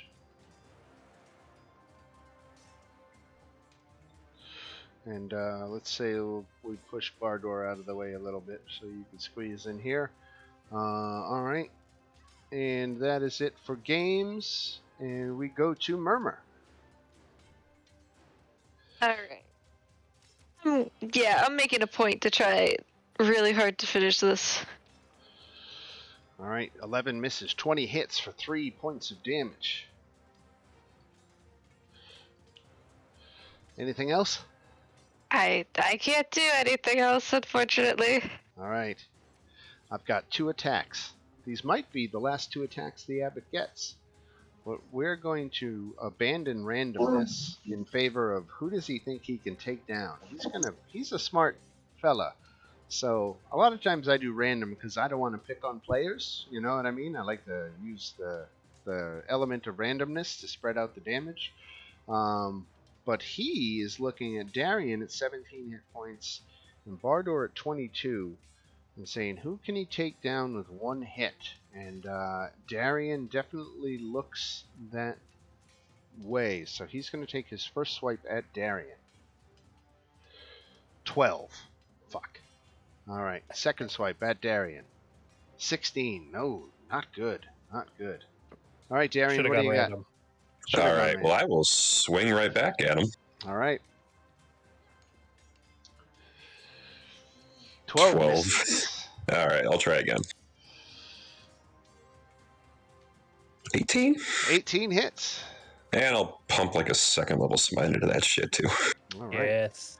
So 5 slashing damage.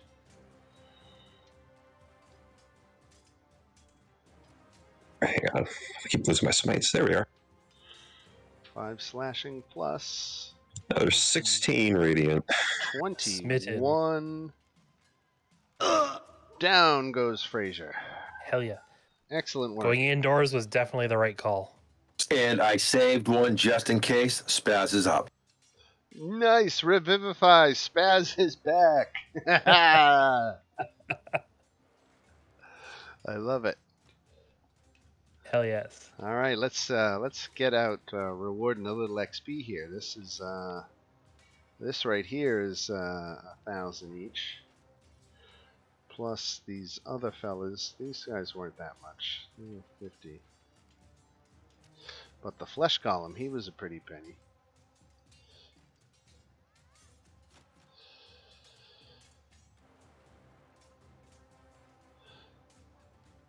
What's your current XP? I got 12,000. 12,000. Let's make it 1350 more.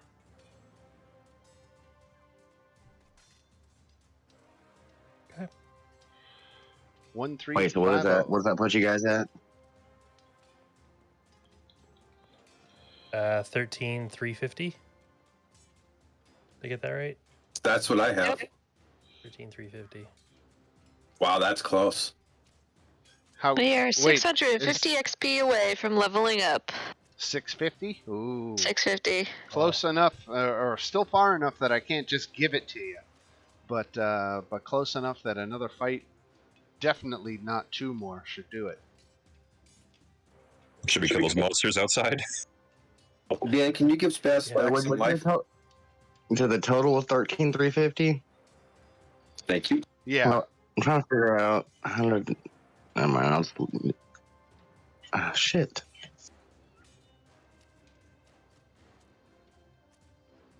Okay, never mind. Sorry. No worries. That was a heck of a fight. Yeah, I've definitely gotten Yeah. better at running the Abbot, compared to the first couple of times I ran him, and it's all about his flying ability. Yep. I like Got that Guardian inside. against him. But it was a Heck yeah. beast. Guardian is just a fucking blender. I mean, doing 20 points of Yeah. damage, on a turn,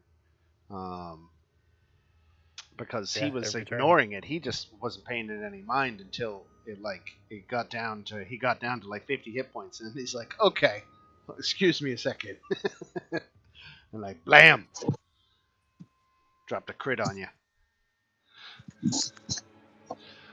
All right, but the Abbot has been defeated. You have rescued Irina. You've killed some of the Abbot's guards, and it would seem that you have run of the place now. Does he have anything on him? His angelic weapons disappear when he dies. So he doesn't really have much of anything on him other than a simple holy symbol. Safina just gives him a kick. Cheap bastard. Someone What do you should guys take wanna some do? of his feathers and make like magical arrows or something. Hey guys, what do you want to do about all the things that are in the rooms that the Guardian's gone, so they're gonna get free?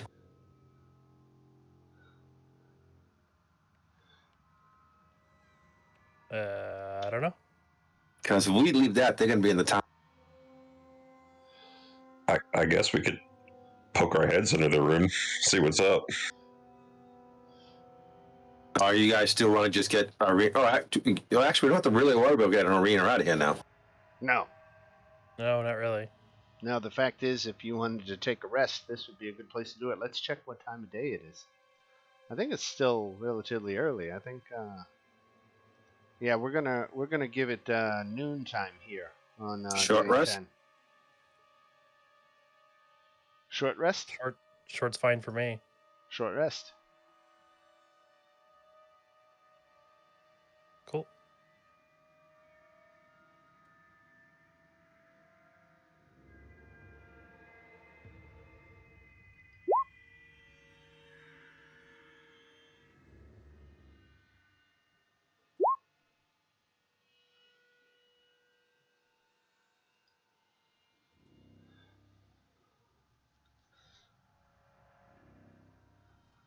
All right.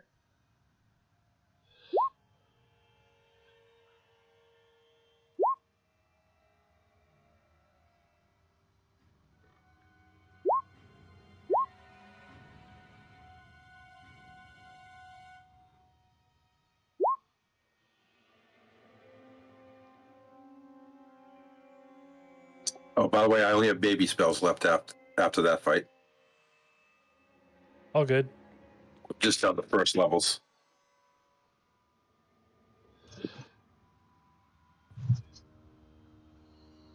Yeah, the abbot is a CR10 creature. Holy shit. Yep.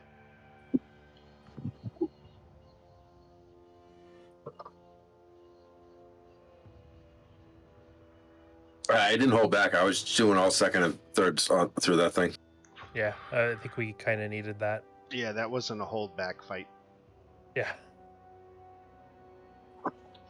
Right on. Oh, I only held 1/3 level spell. That was for spaz. Are we gonna wander this place, or are we just gonna get the hell out of here? What do you guys want to do? Do we clear this hallway or whatever this insaneness is, or do we check it out, or? Yeah, so you've got 4 doors on either side of the hallway. Marching down, the distance here. It goes about 100 feet. Um, and just to give you, if you want to come over to this first room here on the bottom left, just to give you a sense here, I'll go ahead and open this door. And this room was once a shared bedchamber, but its furnishings have been destroyed. 3 shrieking mongrels cower in the shadowy northwest corner. One of them cradles something shiny.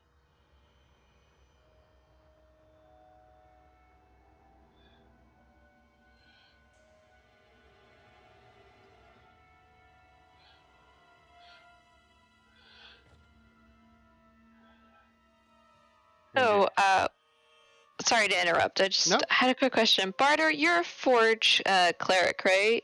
Yep. Okay, so is there a limit on the type of weapons that you can make? Or is it any weapon? Under, let me, there's a value. 1 second.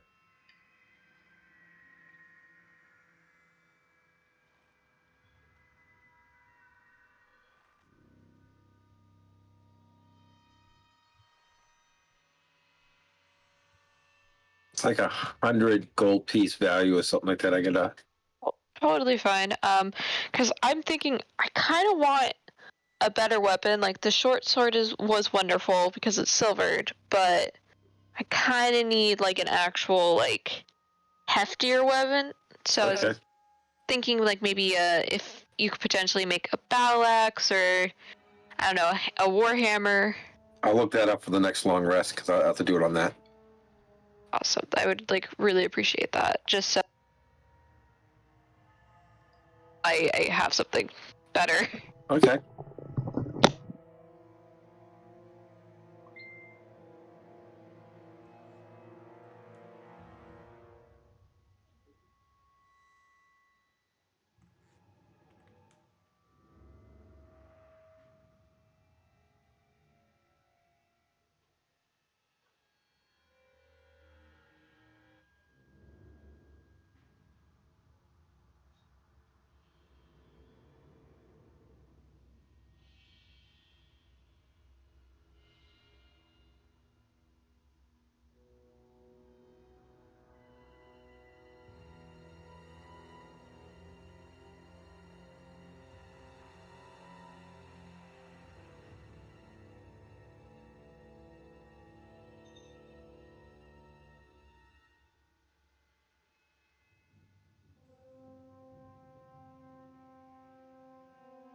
Oh yeah, any of those would be easy. They're all under 100.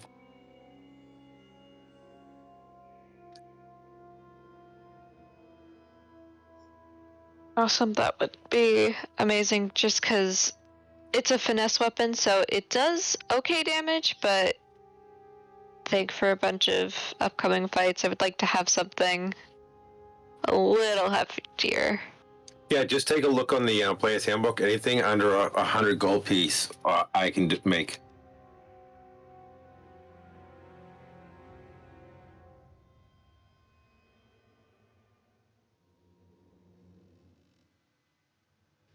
How long does it take?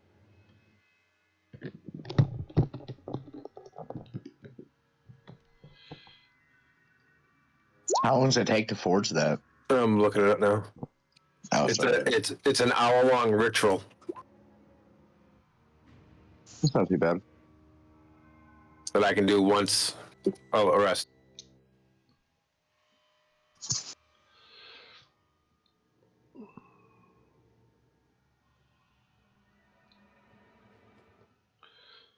So you know what I'm going to go ahead and do? I'm going to go ahead and fire open all the doors here in the Abbey, since really there is nothing that is beyond your access at this point.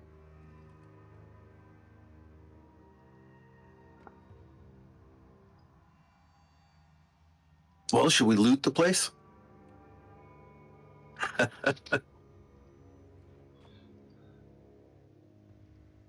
All right. So, what do you guys want to do? Yeah, we can scope the place out.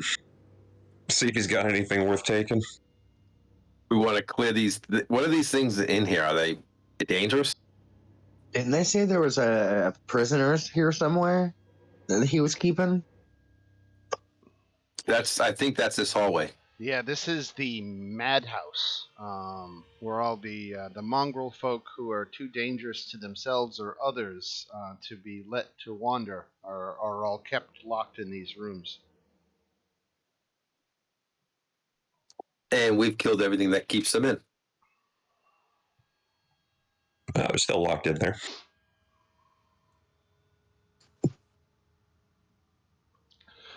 Yeah, at least for a couple of days anyway, right? Then they'll just starve. Okay. Problem solves itself.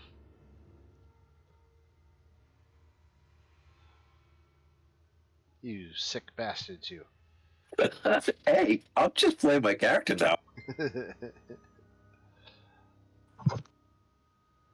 That always reminds me of the scene in The Stand, like the Stephen King miniseries. I love that. Just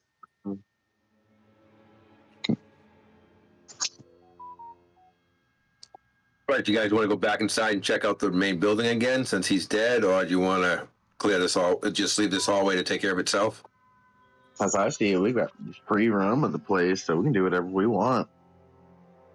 Okay. Yeah, I can't think of anything to do with these people here, so We'll leave them locked up. still got that woman upstairs who we were talking to earlier, right? All right. Yeah, Esmeralda, right. She said something about wanting to help him, but she didn't know how.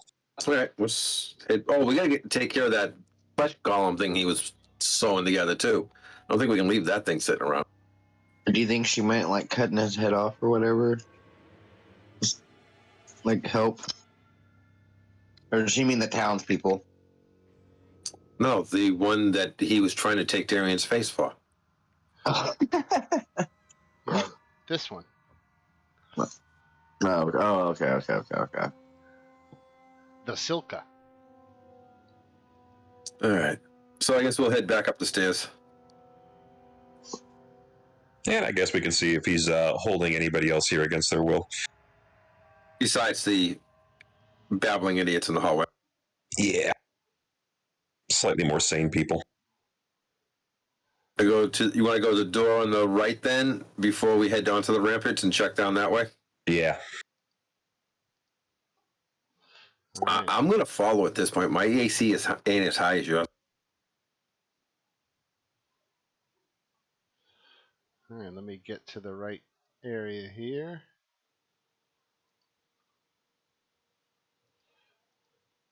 All right. Yeah, so you're at this door here, and you're going to pop that open. Let me go ahead and open that. And there's a spacious chamber. Contains bed frames of wrought iron arranged in 2 neat rows. Cobwebs and bits of rotten mattresses cling to each frame. 3 doors are spaced along the south wall, each with a plaque mounted on it. From west to east, the plaques read Operating Room, Nursery, and Morgue. Want to check out the morgue? I kind of want to check out all 3. As you enter the room, you feel the temperature of the air around you grow colder. Your ears perk up to the sounds of whispers coming from all around. Dark shapes begin to slide to and fro along the walls. You stand on guard, but quickly realize the dark shapes pay you no heed. You watch and listen as the shadows of what appear to be priests and nuns tend to dying patients.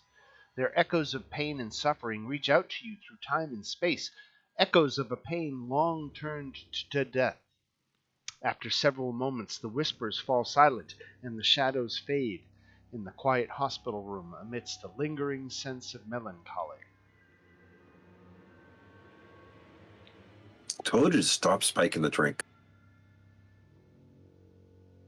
Just for the hell of it, I'll do a divine sense.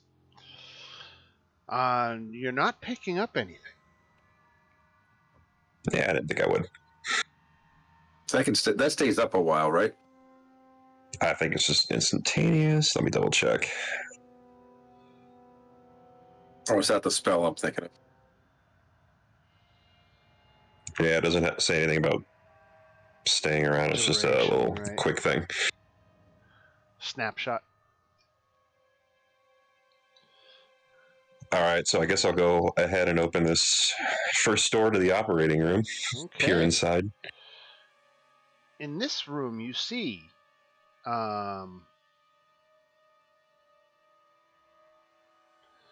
let me see here.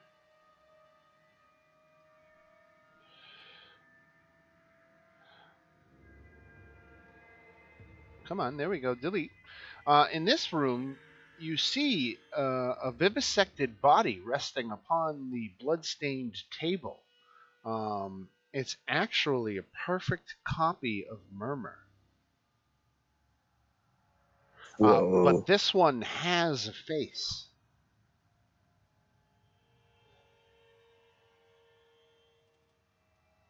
I'm just gonna yell over, Murmur? You may want to see this. I'm coming. Or maybe she doesn't. All right, I'll come on up. What do I need to see? So on this operating room table, you see what looks like Murmur's vivisected body, but it's not your current body. It's your body that contains your original face. We got the Abbott staple gun. Whoa. What? He said he didn't know me. Well, he also He said just he said didn't know Marina Marina wasn't here too. Head trip. No pun intended. I don't know how I feel about that. That's just like, oh, that would explain a lot about me. Wait, I never heard. How was what's the deal with your face? Oh, it's in the Discord chat, but yeah, it's my face is all fucked up, and I was like, okay, I don't know how I got like this, but this can't be right. Oh, gotcha. So I was asking the abbot, like, is there any way to fix this? Do you know what's like wrong with me? Because like I don't think I act like a human. There's some weird things. Oh man, so this is like the first view of like what you really look like. Yeah, because it's always been the veil, and she's just like, I don't like this. Yeah, that's crazy. I mean, how does the face look? Intact? Yeah. I'm gonna go up to Bardor. I'm gonna be like, listen, I know you're a cleric. This is a really weird ask, but that's my face, I think. Do you have anything that wouldn't require staples?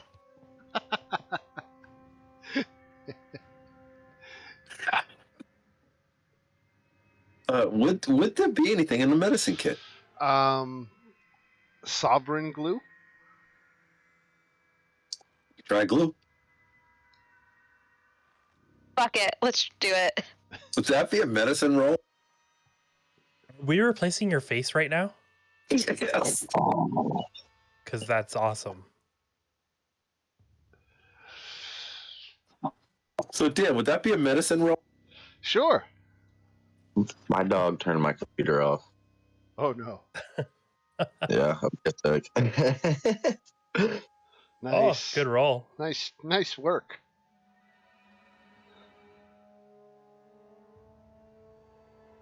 All right, here we go.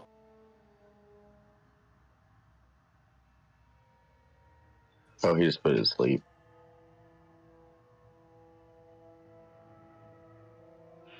All right, so that was the contents of the operating room. You still have the nursery and the morgue. Oh, I can't wait. Wait. Does Murmur have her face back? I think she does. Right? Ooh.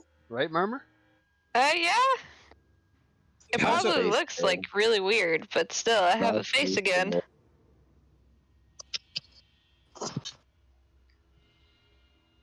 Whoa.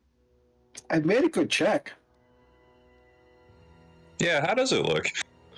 Well, yeah, you remember the original Batman with Jack Nicholson? That guy did the best he could too, so maybe it's something like that. Oh my god. You see what he had to work with. Oh, what a reference. Tommy Lee Jones tried to.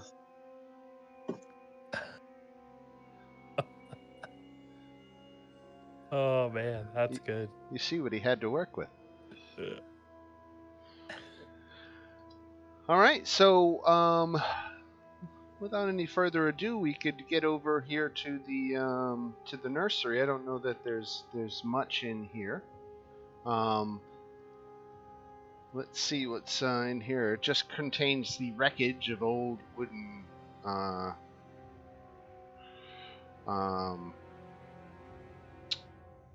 wooden cribs. But let's check this again. Safina, you see a figure reflected in the window glass, a nun in white robes, standing in the doorway.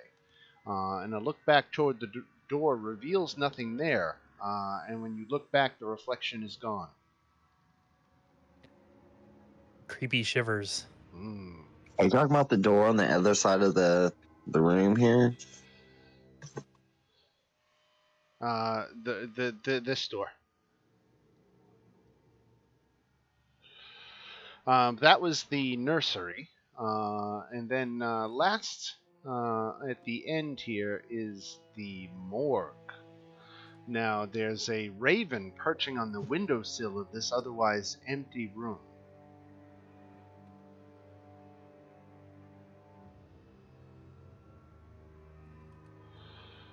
Ravens.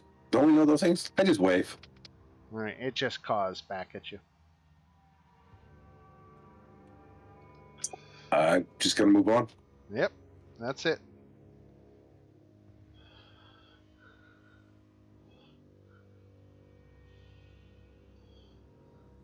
Alrighty. Just a little flavor, fun stuff up here. I always like reading it because it's fun, but Well, that's probably the first time you've ever had someone cut a face off the thing, so. Well, I'm not gonna lie to you. It was originally gonna be an illusion of one of your vivisected bodies, but it tied in so perfectly with exactly what Murmur was just talking about, I decided to not make it an illusion and have it be real. Hell yeah, it's great. Yeah, that was the best. It's called improv, baby. Changeling plastic surgeon. We on the road. Right? I will say, creating this character, this was heavily inspired by the abbot and his bride. So I was Nice. like, I like the zombie idea. Why don't I make a character like that? Nice. Well, that worked out well.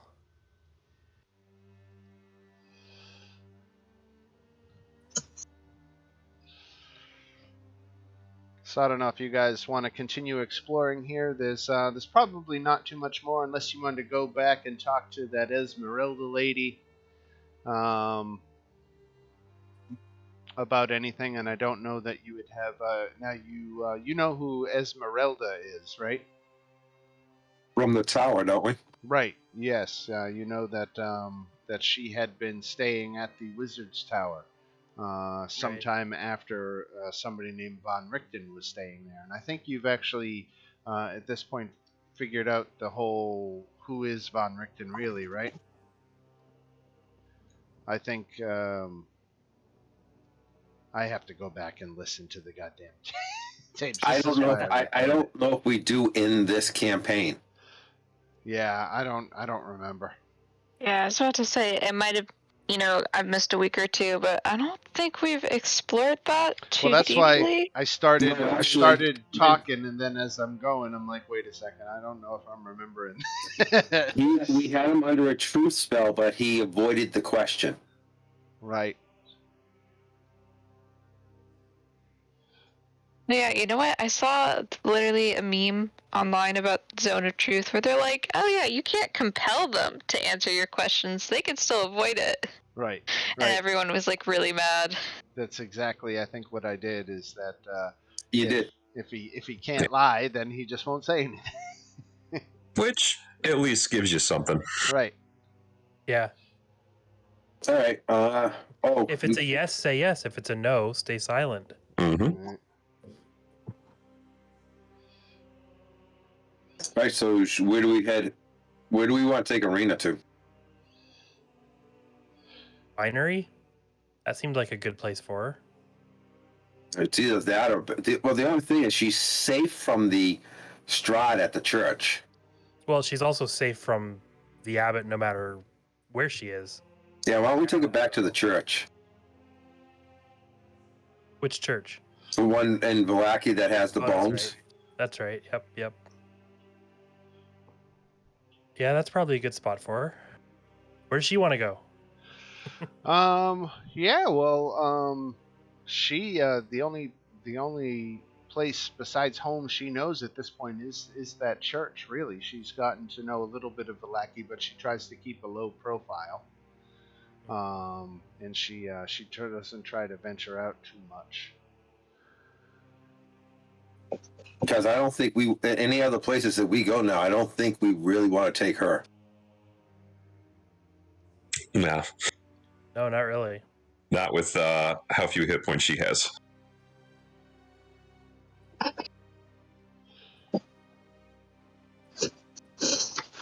I know there's probably a couple more things we should do in this town, but I don't know if we want to do it with her here. Right. Actually, there's something I'm just remembering that I should do, but I'm missing a few tokens on this map, so I want to drop the rest of the people who are missing here. What do we got? We need games. We got games. We've got Bardor. We've got Darian now.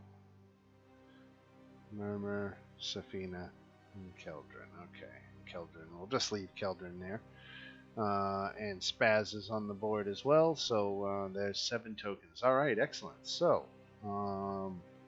as you start to come back down the switchback trail that leads down the cliffside, 400 feet of elevation down to the village of Kresk below, Irina says that she is hearing a voice. And let me get to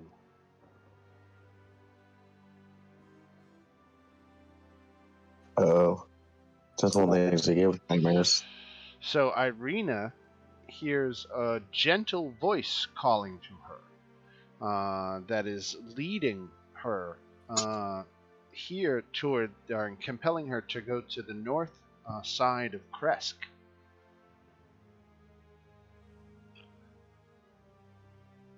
So I'm not going to let her go by herself. Yeah, if she has to go, then we're going to accompany her, obviously. Right. Let me drop Irina. Does she want to go? Token. Yeah, she's curious as to what it's all about. So she follows the trail back down into the village here, and comes around this way and is hooking down this main boulevard here. If you do want to take the short path and just move your tokens over here with her, you can certainly do that.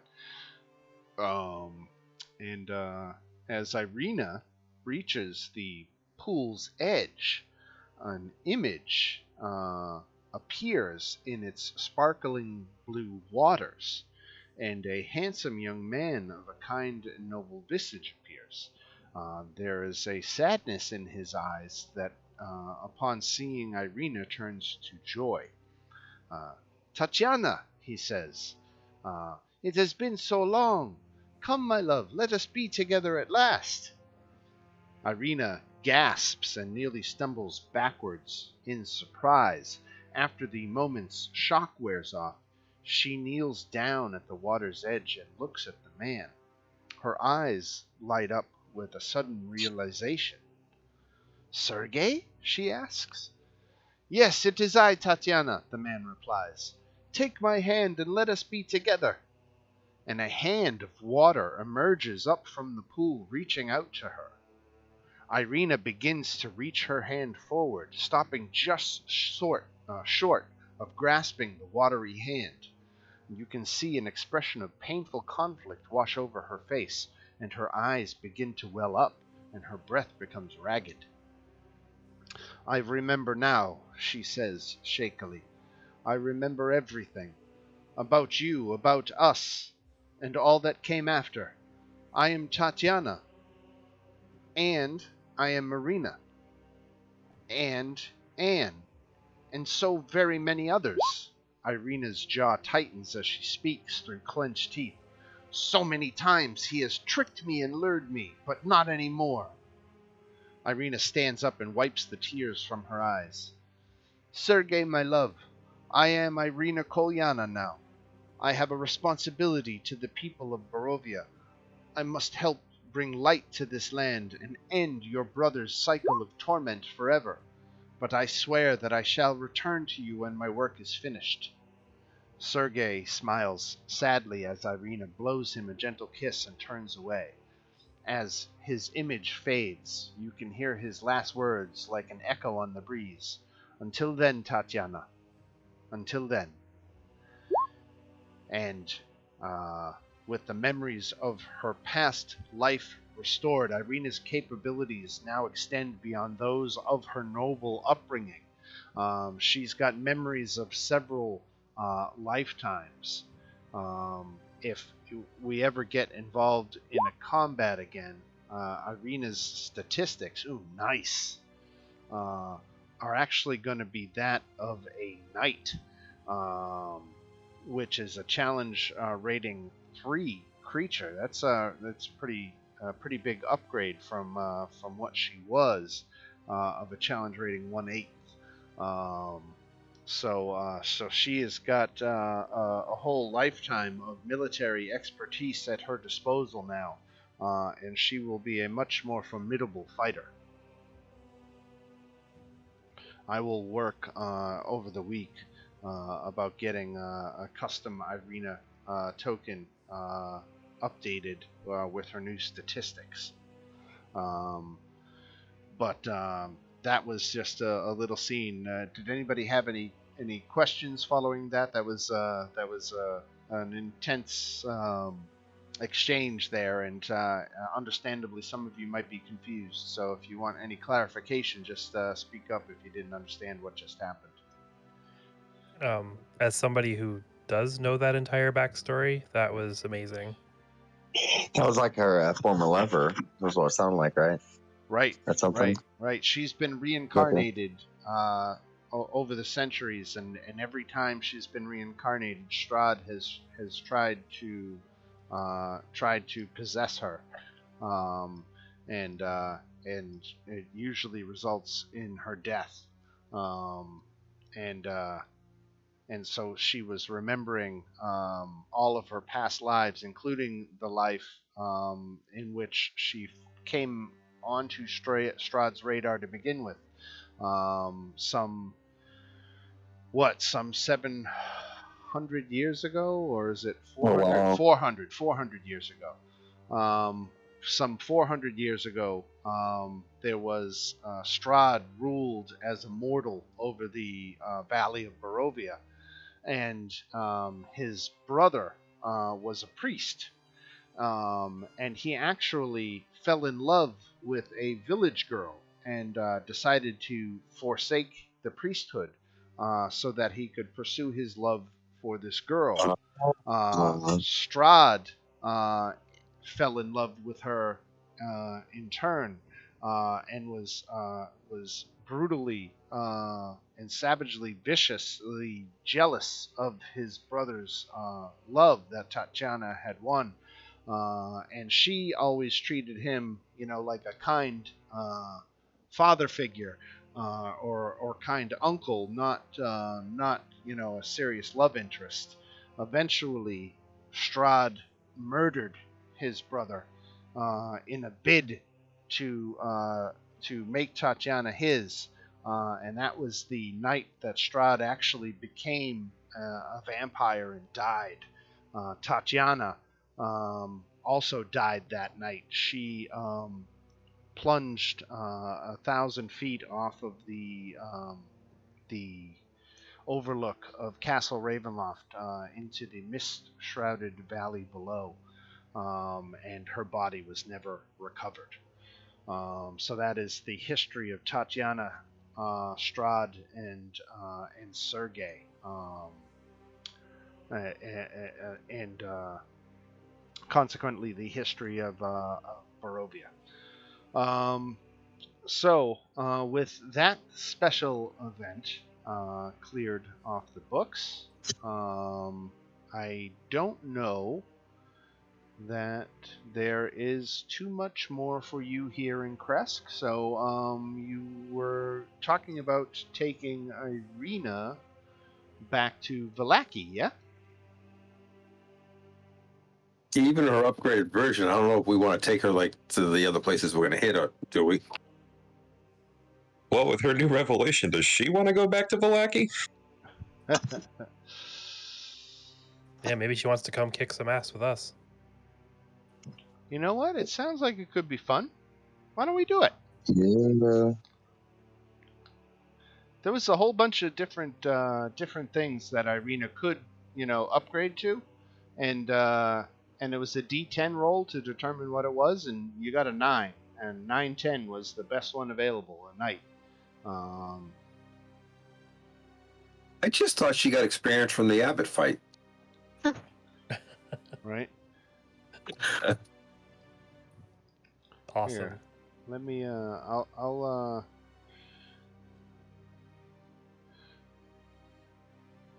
I mean, I'll she go seems ahead and like she drop it in has Discord. the most, the most reason out of all of us to be in this fight. Right. And to take out Strahd. Right. Yeah. Yeah. I can go with this. Yeah, she's got more hit points than me. She's cool. How's her armor class compared to yours? Close? 18. Mine's a lot higher. I might have to. I'm gonna brew this up because she doesn't necessarily get the plate armor. She's only wearing breastplate, so I'm gonna have to tweak the knight a little bit. She doesn't necessarily have a great sword. She's got a rapier. So I'll have to tweak a little bit, but she'll keep the leadership trait, and the parry trait, and the brave trait for certain. She'll get the multi attack, which will give her 2 rapier attacks, Ooh. and but I'll take away her heavy crossbow because she doesn't have one of those. But you know what? Screw it. She needs a ranged weapon. You guys have a crossbow, don't you? Or you can buy her one. I can make her one. You can make her one. Okay, all right. Got metal in it. I can make it. All right, we'll keep her heavy crossbow in there. I'll make a note for myself. Well, you can make a. What kind of sword is you proficient in? Oh, like it. Rapier. Oh, okay. Oh yeah, and then I would like, if you could, a glaive. It says it's only 20 gold pieces. I don't know if you can make like more than one at a time. I have to do one at a time. Okay.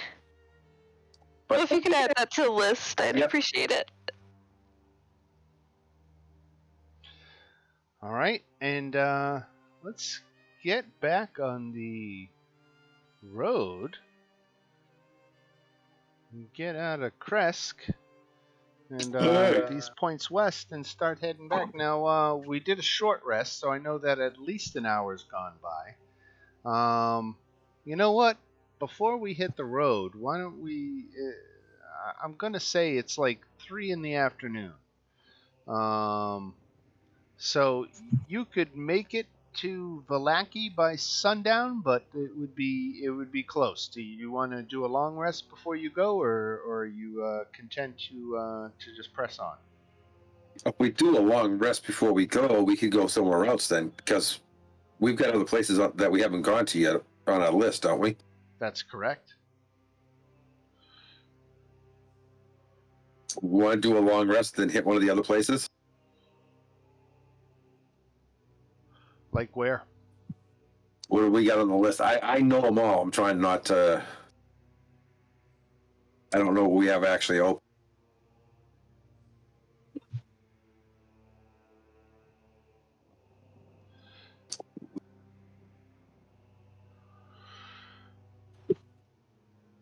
Well, let's see. Let's officially review what we got going on, right? I know that... let's see. At this point...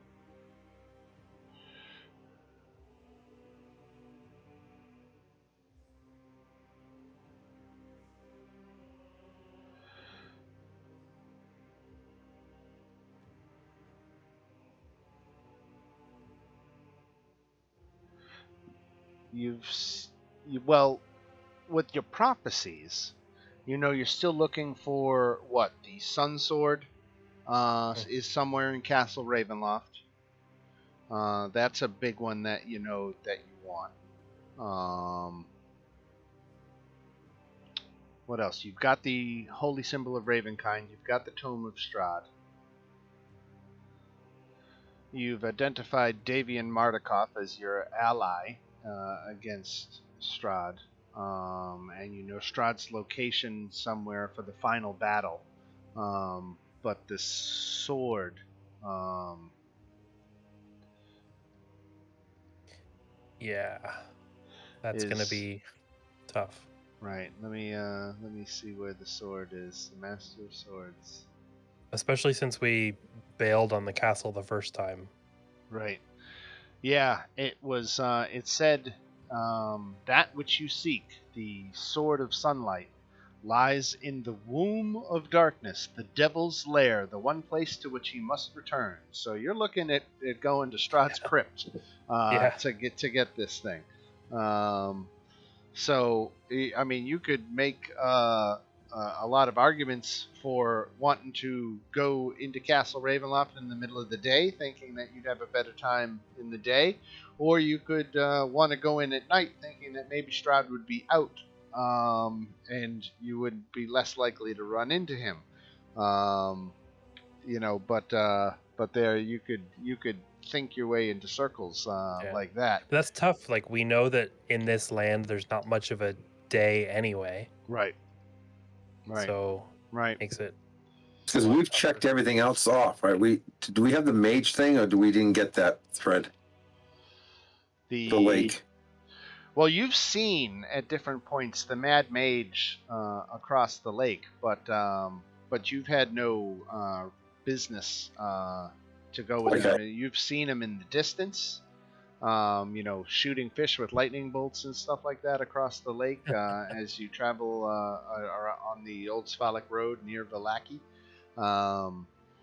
But if you wanted to go try to talk to him, that would be a thread that you would be starting. That would not be anything you're picking up. Okay. I didn't know if we had it or not. That's why I was. Right. There's Arginvast Holt as well that we haven't been to at There all. is the haunted We've walked past mansion it a bunch of times. of Arginvast Holt, which you don't have any specific reason to go to other than because it's there. Yeah. But I know when I play a game, I like to explore all the regions, even if I don't have to.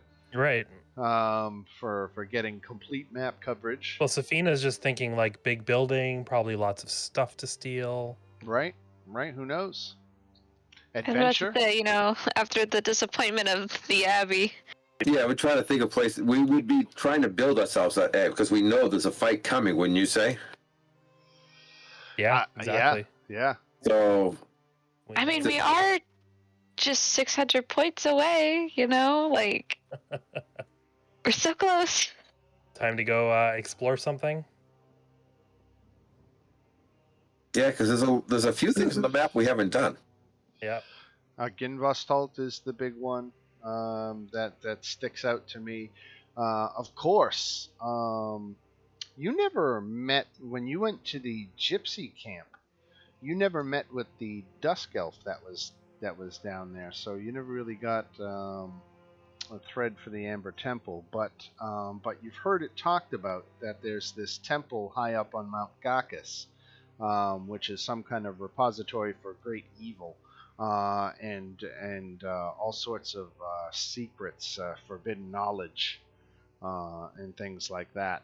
So that you know that you've heard tale of this Amber Temple up in the mountains. So Arginvastalt, the Amber Temple. There is possibility of interaction with the Mad Mage if you wanted to cross the lake. There are the ruins of Berez, which is home to Babalasaga, which back from your time at the winery, you might remember Babalasaga was pestering the winery folks with her scarecrows, so the witch Babalasaga is down in the ruins of Berez, which is down here. I was going to ask, has anyone else ever done the Amber Temple? I never made it there. Yep. It's fun. I don't think we're ready for it. I'd rather do Argenvast Holt. Okay. I've never made it to the temple. That's why I was. It's kind of tough. So. I think we should do something else first. What level are you guys? Almost. We are fifth. Fifth, almost sixth. I'm looking for almost sixth. You know what? Go. Yeah, because we've got that level list, right?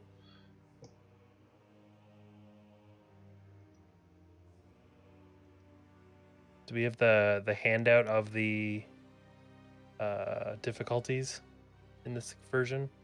That's what I'm looking for.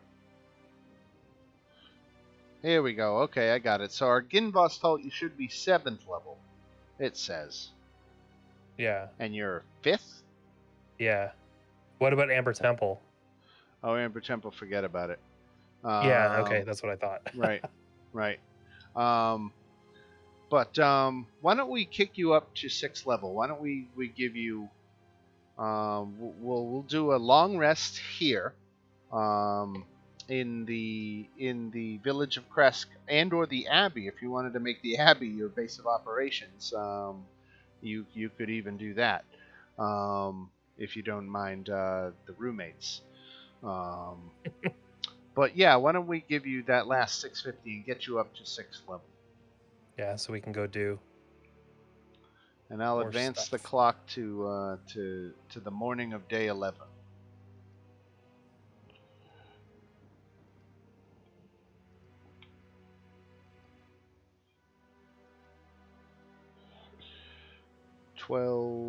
18 hours. All right, so it's 6 a.m. on day 11. You guys are all level 6. And we are in the village of Kresk. You've got Irina with you, who has been knightified. I will work on that during the week. Have her updated with you. It seems like you're going to have her traveling with you for the time being, which isn't necessarily a terrible idea. Irina's pissed and is ready to kick a little ass. So I think that could be fun. I guess since we're just with 5 minutes to go, it's a little anticlimactic to end at a down point like this. But I think we'll start to wrap it up, and just so that I can better prepare. Where do you think you guys might be going next? Arginvostold?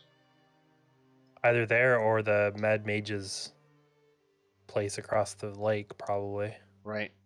And the Mad Mage, for anybody who's played with me before, might remember a more expansive Mad Mage encounter than I have planned for this one.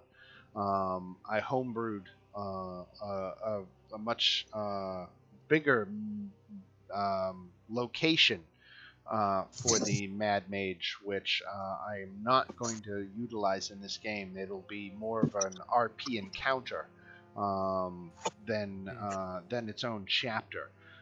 Just for fair warning for anybody who's played before, and if you were looking forward to that, I didn't want to get your hopes up too much, because I stripped it out in this game a little bit more in favor of going back to a more to the source material.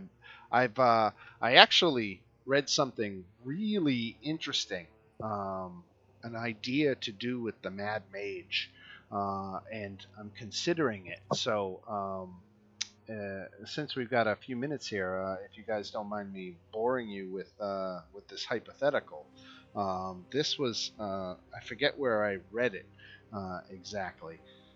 It might have even been Lunch Break Heroes, but somebody's idea for what to do with the Mad Mage, as written. The Mad Mage is the wizard Mordenkainen, which of course we recognize because he has several D&D books titled after him, Mordenkainen's Monsters of the Multiverse, etc. He is a popular archwizard from the Greyhawk campaign, I believe. So anyway, as written, that's who the Mad Mage is. I saw this idea where, you remember Victor, the Burgomaster's son. He dabbled in magic, and he was looking for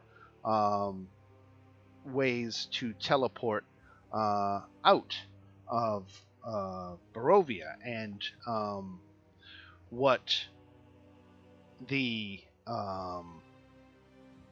idea was to make actually the Mad Mage make Victor as some kind of future version of Victor, who is gone insane because of his captivity, but he's actually in an attempt to escape Ravenloft has managed to time travel back into his own past, and his attempts to escape weren't successful.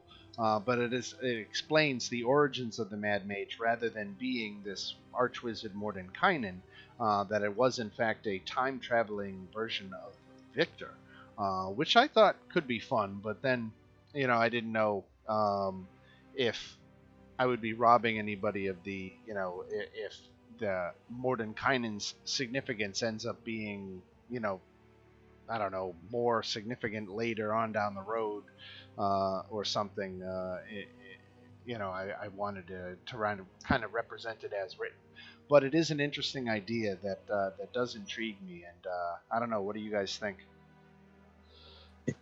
I think that's a pretty cool idea. It sounded cool. If like that whole teleportation idea I would have to write it in such a way as to connect it to Victor's story. Obviously, I can't kill him with the demon fight, as I usually do. I usually end up killing him in that demon fight. The demon fight. Wait, didn't you already kill him? I did in this one, right? Yeah, you guys are locked into the story as is. I was just using the last few minutes that we had to hypothetically. Man, kind of DM I was shoot hoping- the breeze, right? I got you. Right. Yeah, no, it's too late for all of you to do any of that. Darn. That's why we can That's discuss a it good so idea. openly. Otherwise, I wouldn't discuss it with you. Yeah, I see. So, All right, that's a good everybody. idea. Well, it takes us right up here to the 10 o'clock hour. Any closing thoughts before we wrap up? That was a good level. Yeah, that's good. I'm what I was going for. I love that Abbott fight. It's so much fun. Yeah, that's a good one for sure. I got to fight him right too, which I love doing. I love when a fight goes exactly that way, where it really I have to sweat that I might kill you all, but at the end, you guys, healing is the one thing that I always don't factor in. I'm always looking a couple rounds ahead, going like, all right, he's going down, and then there's nobody left. But with strategic healing, that makes all the difference.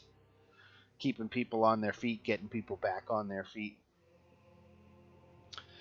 Big time stuff. All right, anybody, I'll stop rattling on and let you guys go. And have yourselves a great week, and we will see you next Tuesday. Yep. See you. All right. All right. All right. See Till ya. then. Yep. See you guys. Bye, guys. See you.